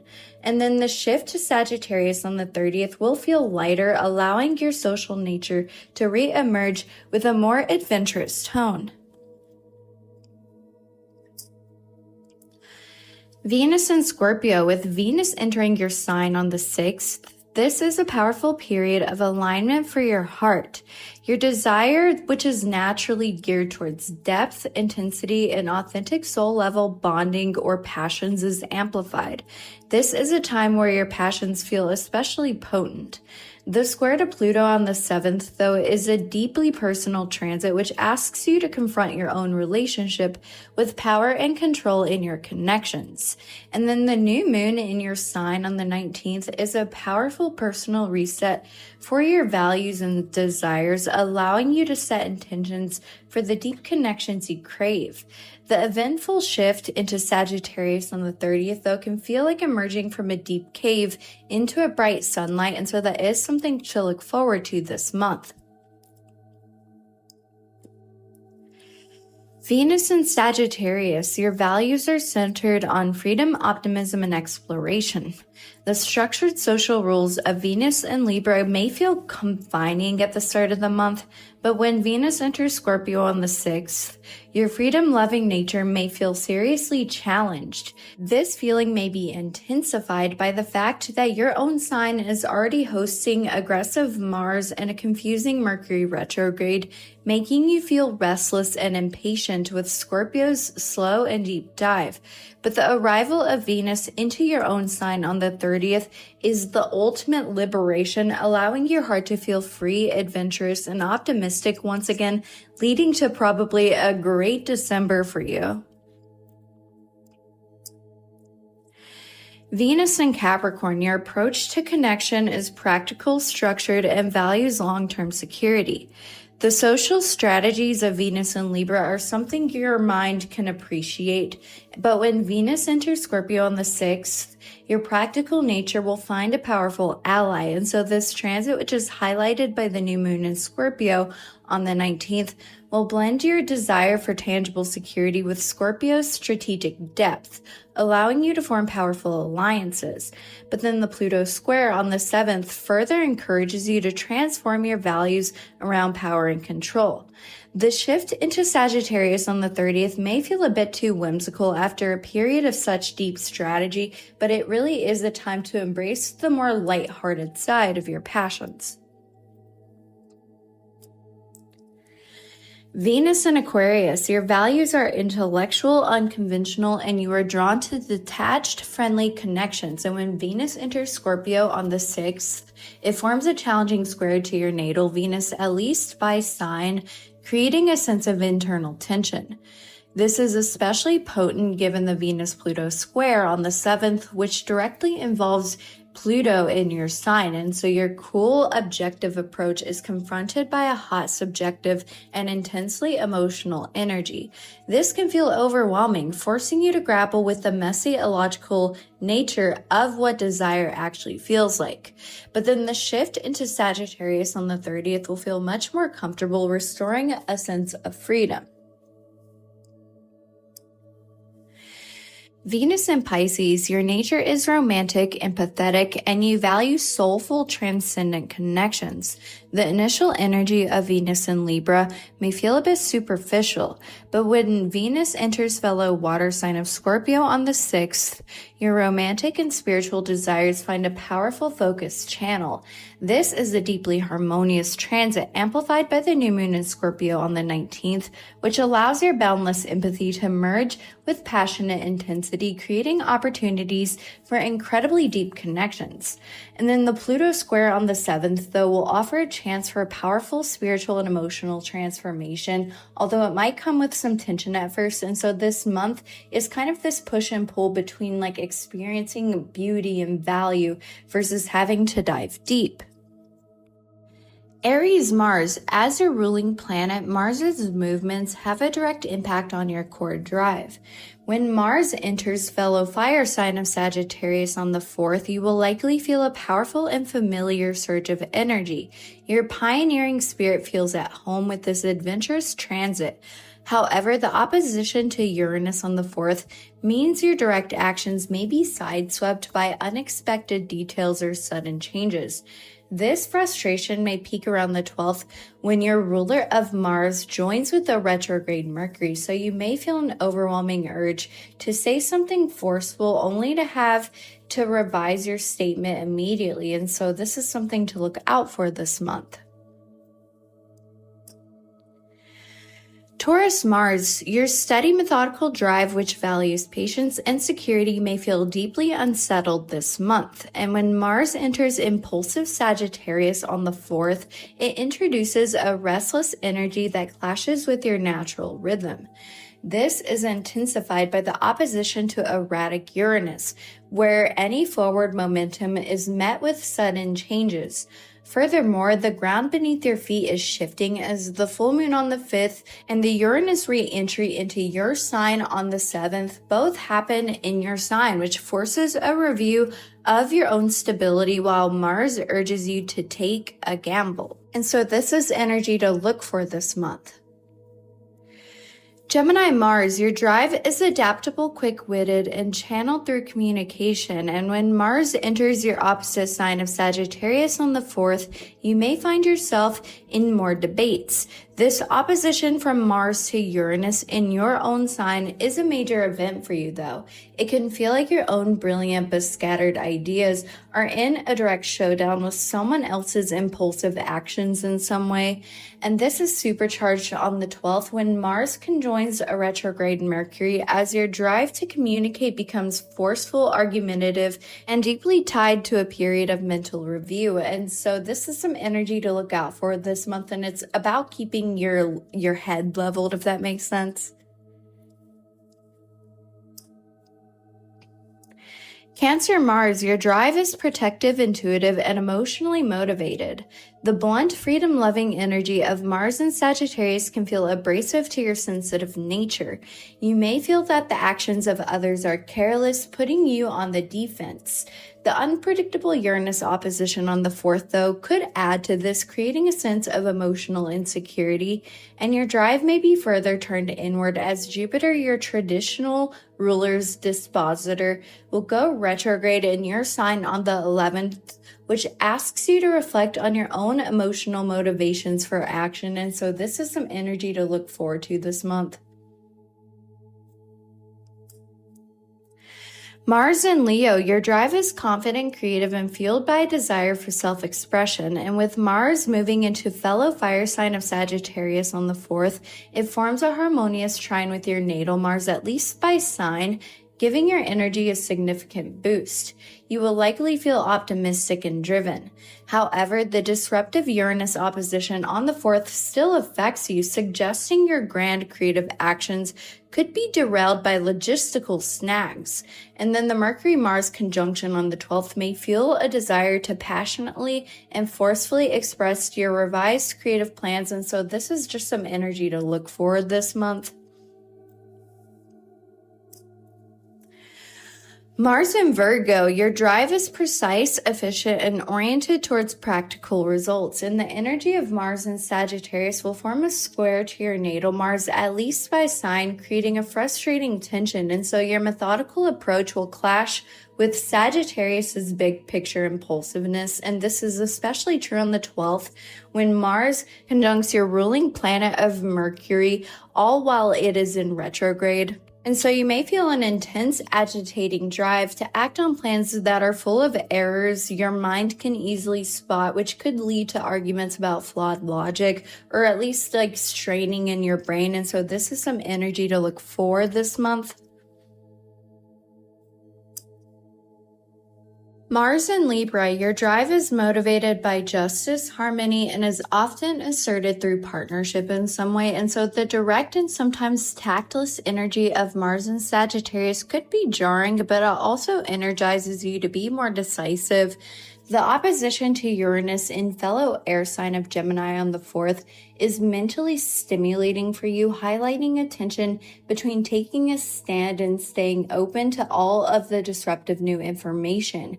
And so this may come to a head in a forceful debate around the Mercury-Mars conjunction on the 12th. But overall, this is really energy about honing in your sort of drive on a goal and really going after things and allowing your drive almost to take the lead. Mars in Scorpio, as the traditional ruler of your sign, Mars's journey is significant for you. And so the shift into Sagittarius on the 4th can feel like a release of pressure, but also a loss of control. And when your external drive is in Sagittarius, your internal world is going to be a hub of activity. And so you'll feel very driven still this month. And when Venus enters your sign on the 6th and Mercury retrogrades back into your sign on the 18th, and also with the new moon sparking a new beginning on the 19th, you're going to feel a deep and internal churning and a review of your own power and desires, even as your actions are pointed elsewhere. And so this is not just about acting, it's about knowing what direction to act towards. And so that's what you can look forward to this month. Sagittarius Mars. With Mars entering your sign on the 4th, your personal drive and energy levels are set to skyrocket. You will feel assertive, optimistic, and ready to take on the world.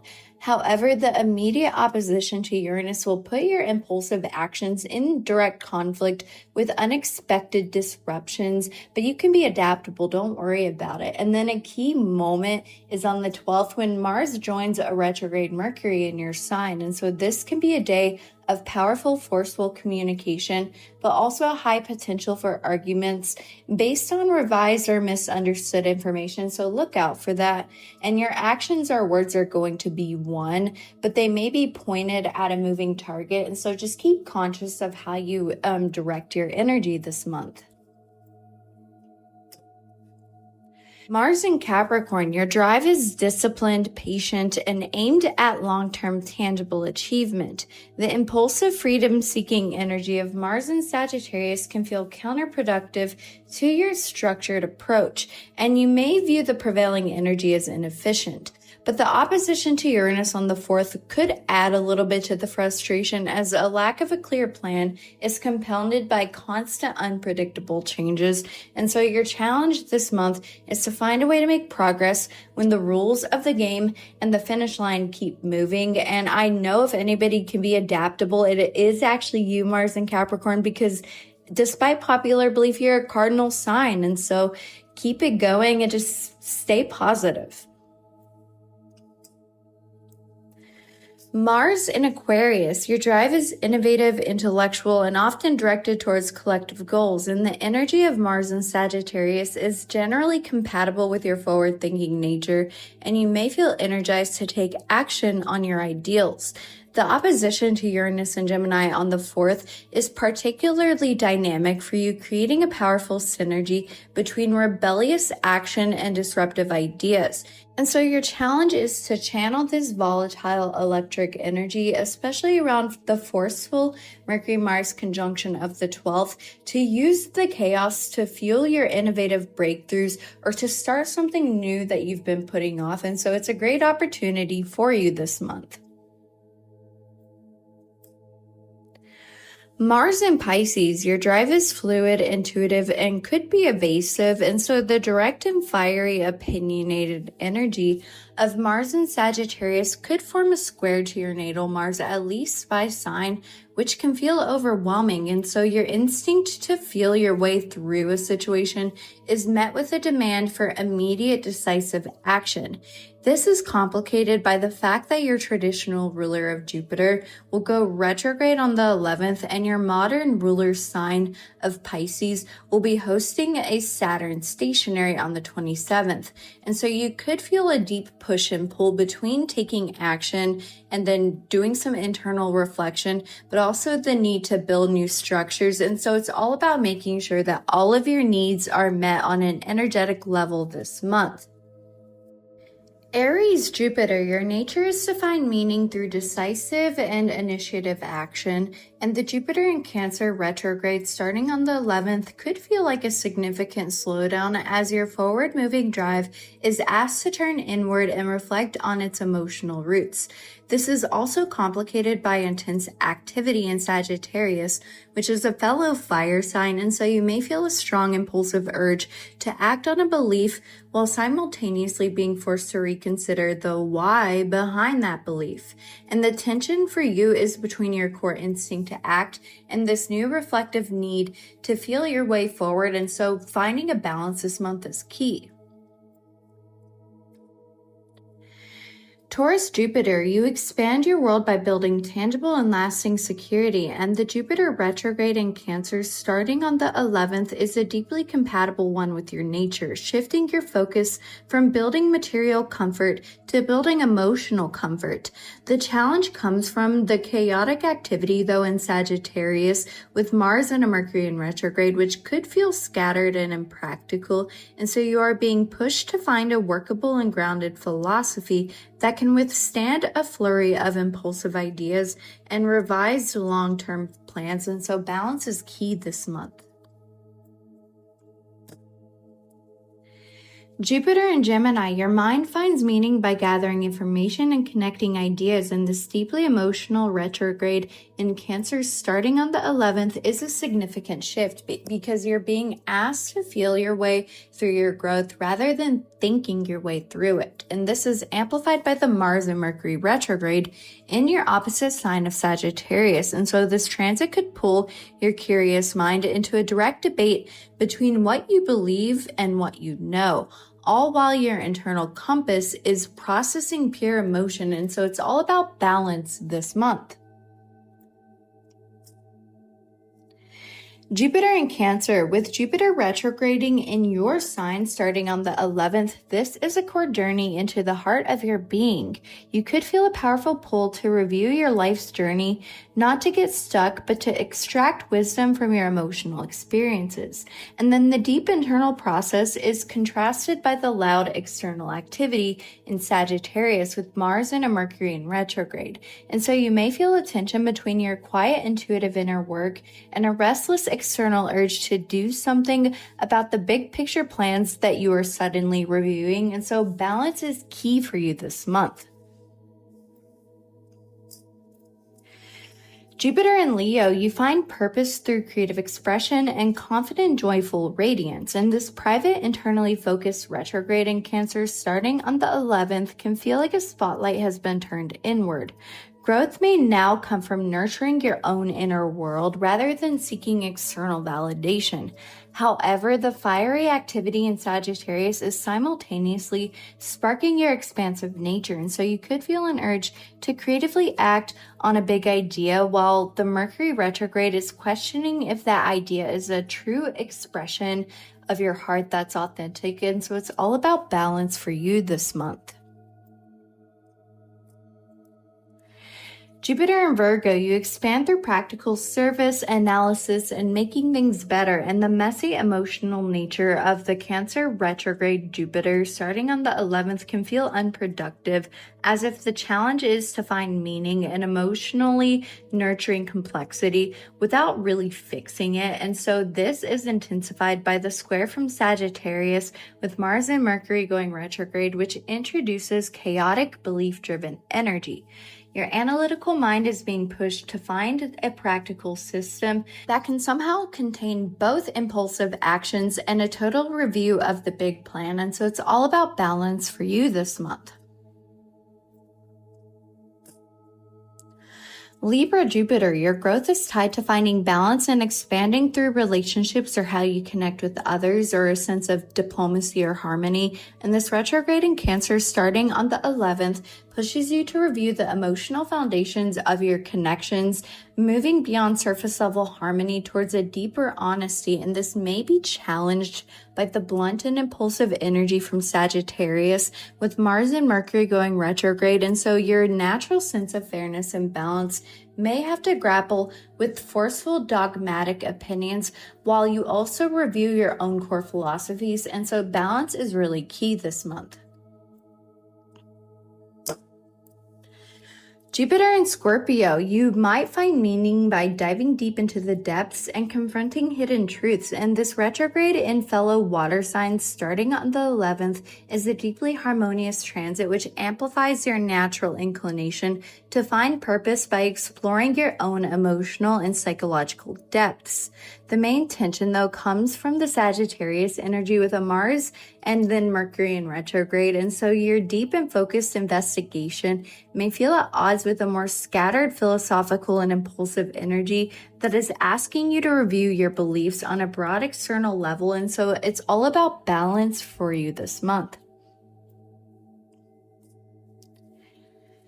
Jupiter in Sagittarius, as your ruling planet, it's retrograde in Cancer starting on the 11th as a core recalibration of your life's philosophy. And so your natural drive for external adventure and expansion is being turned inward, asking you to find meaning in your emotional roots. This is happening while your own sign hosts a fiery Mars and a reviewing Mercury in retrograde. And so you are the epicenter of this push and pull dynamic. You could feel a powerful urge to act while simultaneously being forced to review your entire life direction, all while your ruler is asking you to process it emotionally and privately. And so balance is key this month. Capricorn Jupiter, your growth is achieved through discipline and building lasting structures, and this inward emotional retrograde in Cancer starting on the 11th is the polar opposite of your natural approach, which challenges you to review the emotional meaning behind your goals.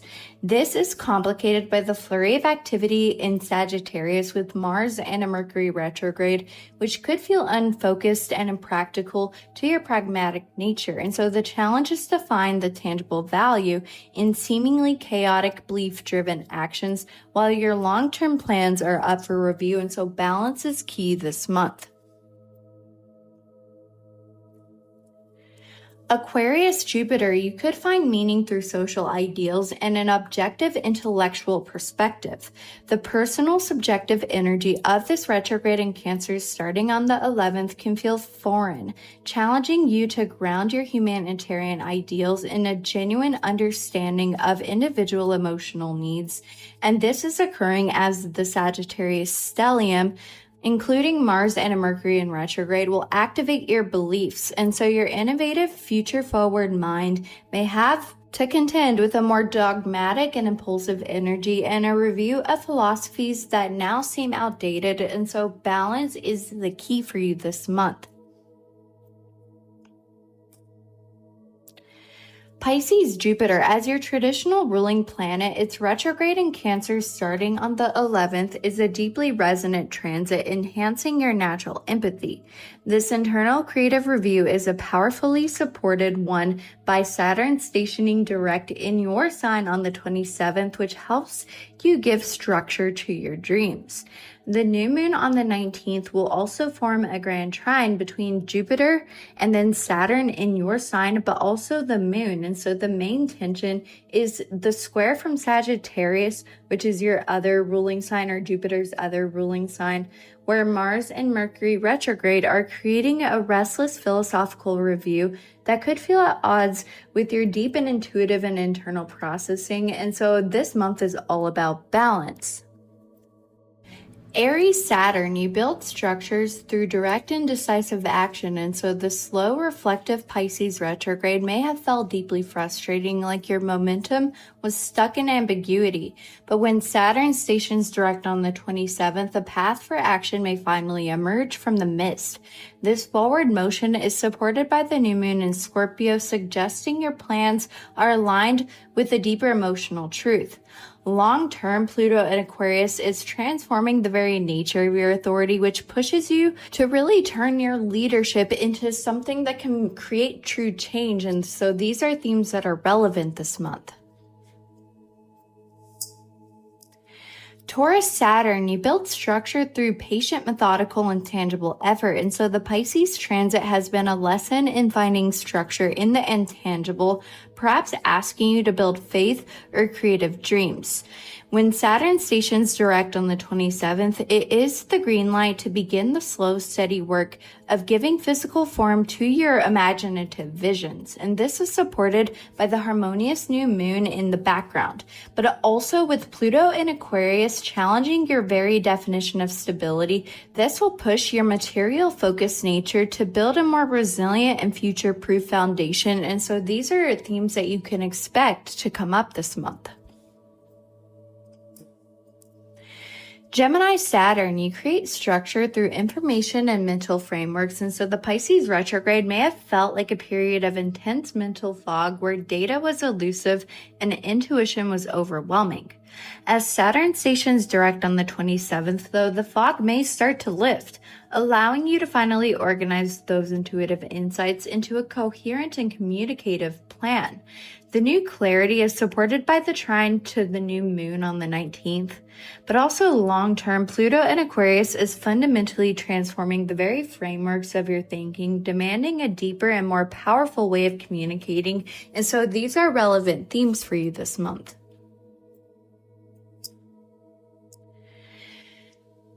Saturn in Cancer, you build structures that create emotional security and protect what you nurture. The retrograde and fellow water sign of Pisces was likely a deep review of your emotional and spiritual boundaries, but when Saturn stations direct on the 27th, you can begin to actively implement what you have learned, building tangible routines that protect your sensitivity. And this is powerfully supported by the new moon on the 19th, which forms a harmonious grand trine with Saturn and Jupiter in your sign, which signals a deeply aligned new start. And so these are some themes that you can really look forward to this month, and it'll help with your development, especially on an emotional level, a ton. Saturn in Leo, your sense of structure is tied to your creative authority and self-expression, and so this Pisces transit has likely challenged your ego, asking you to find discipline in surrender and creativity and vulnerability. As Saturn stations direct on the 27th, you can move forward with a renewed purpose, ready to build creative projects that are imbued with soulful wisdom, not just ego. And then long-term, Pluto in Aquarius is applying pressure to your relationship with power and creative control, which transforms how you lead. And so these themes may begin to come up more this month. Saturn in Virgo, you are the master of creating structure through detailed systems and practical application. And so the boundless go with the flow energy of the Pisces transit, which is in your opposite sign, has likely been a significant challenge to your nature. But when Saturn goes direct on the 27th, you can finally begin to create a practical and manageable system that supports your creative dreams, merging imagination with method. And then the trine from the new moon on the 19th will help you start this new transformative routine. And so there's some beautiful and transformative themes that you really have to look forward to this month. Saturn in Libra, you build structure through balanced relationships, or at least fair and just systems. And so this Pisces transit has been a deep lesson in the energetic and emotional boundaries, which may have felt messy and unfair at times, but as Saturn stations direct on the 27th, you are empowered to implement and enforce the healthy and compassionate boundaries necessary for true balance in your life, not just for superficial harmony.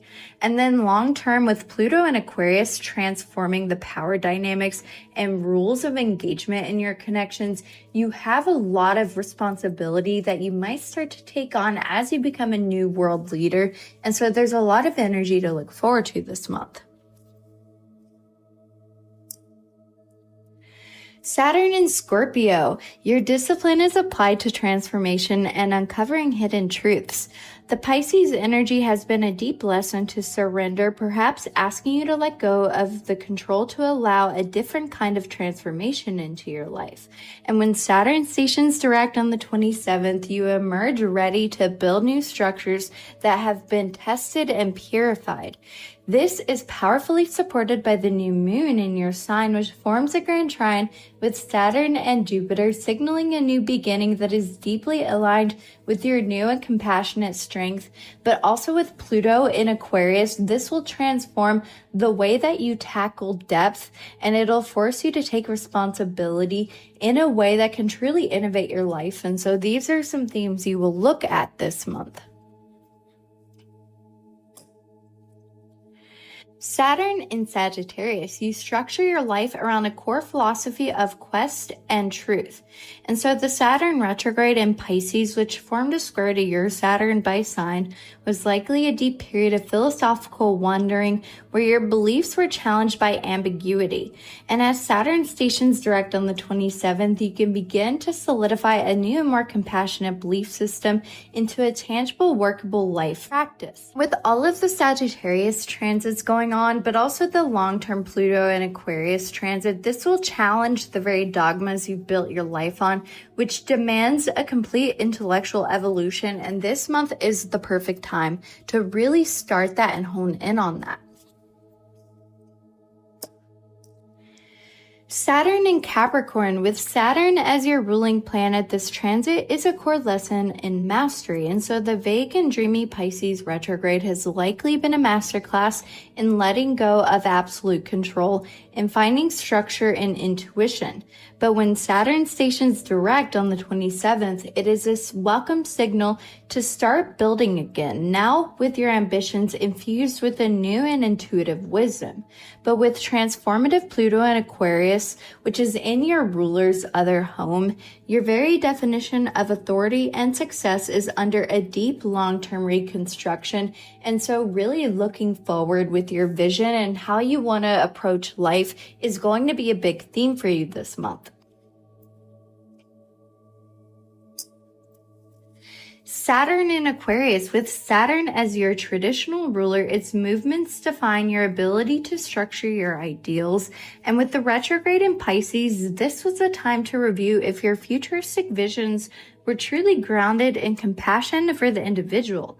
And as Saturn stations direct on the 27th, you can begin to create tangible systems that bridge the gap between a utopian future and a kinder present. And with transformative Pluto now in your sign, you are at the epicenter of this evolutionary pressure, and Saturn's forward motion will give you the tools to consciously build the new forms needed for the future. And so this is the month that you might see everything start to move forward. Saturn in Pisces. With Saturn in your own sign, this is a deeply personal and life-defining transit, and it is almost over, don't worry. Because the retrograde may have been an intense internal review of your life structures, your limitations, and your cherished dreams.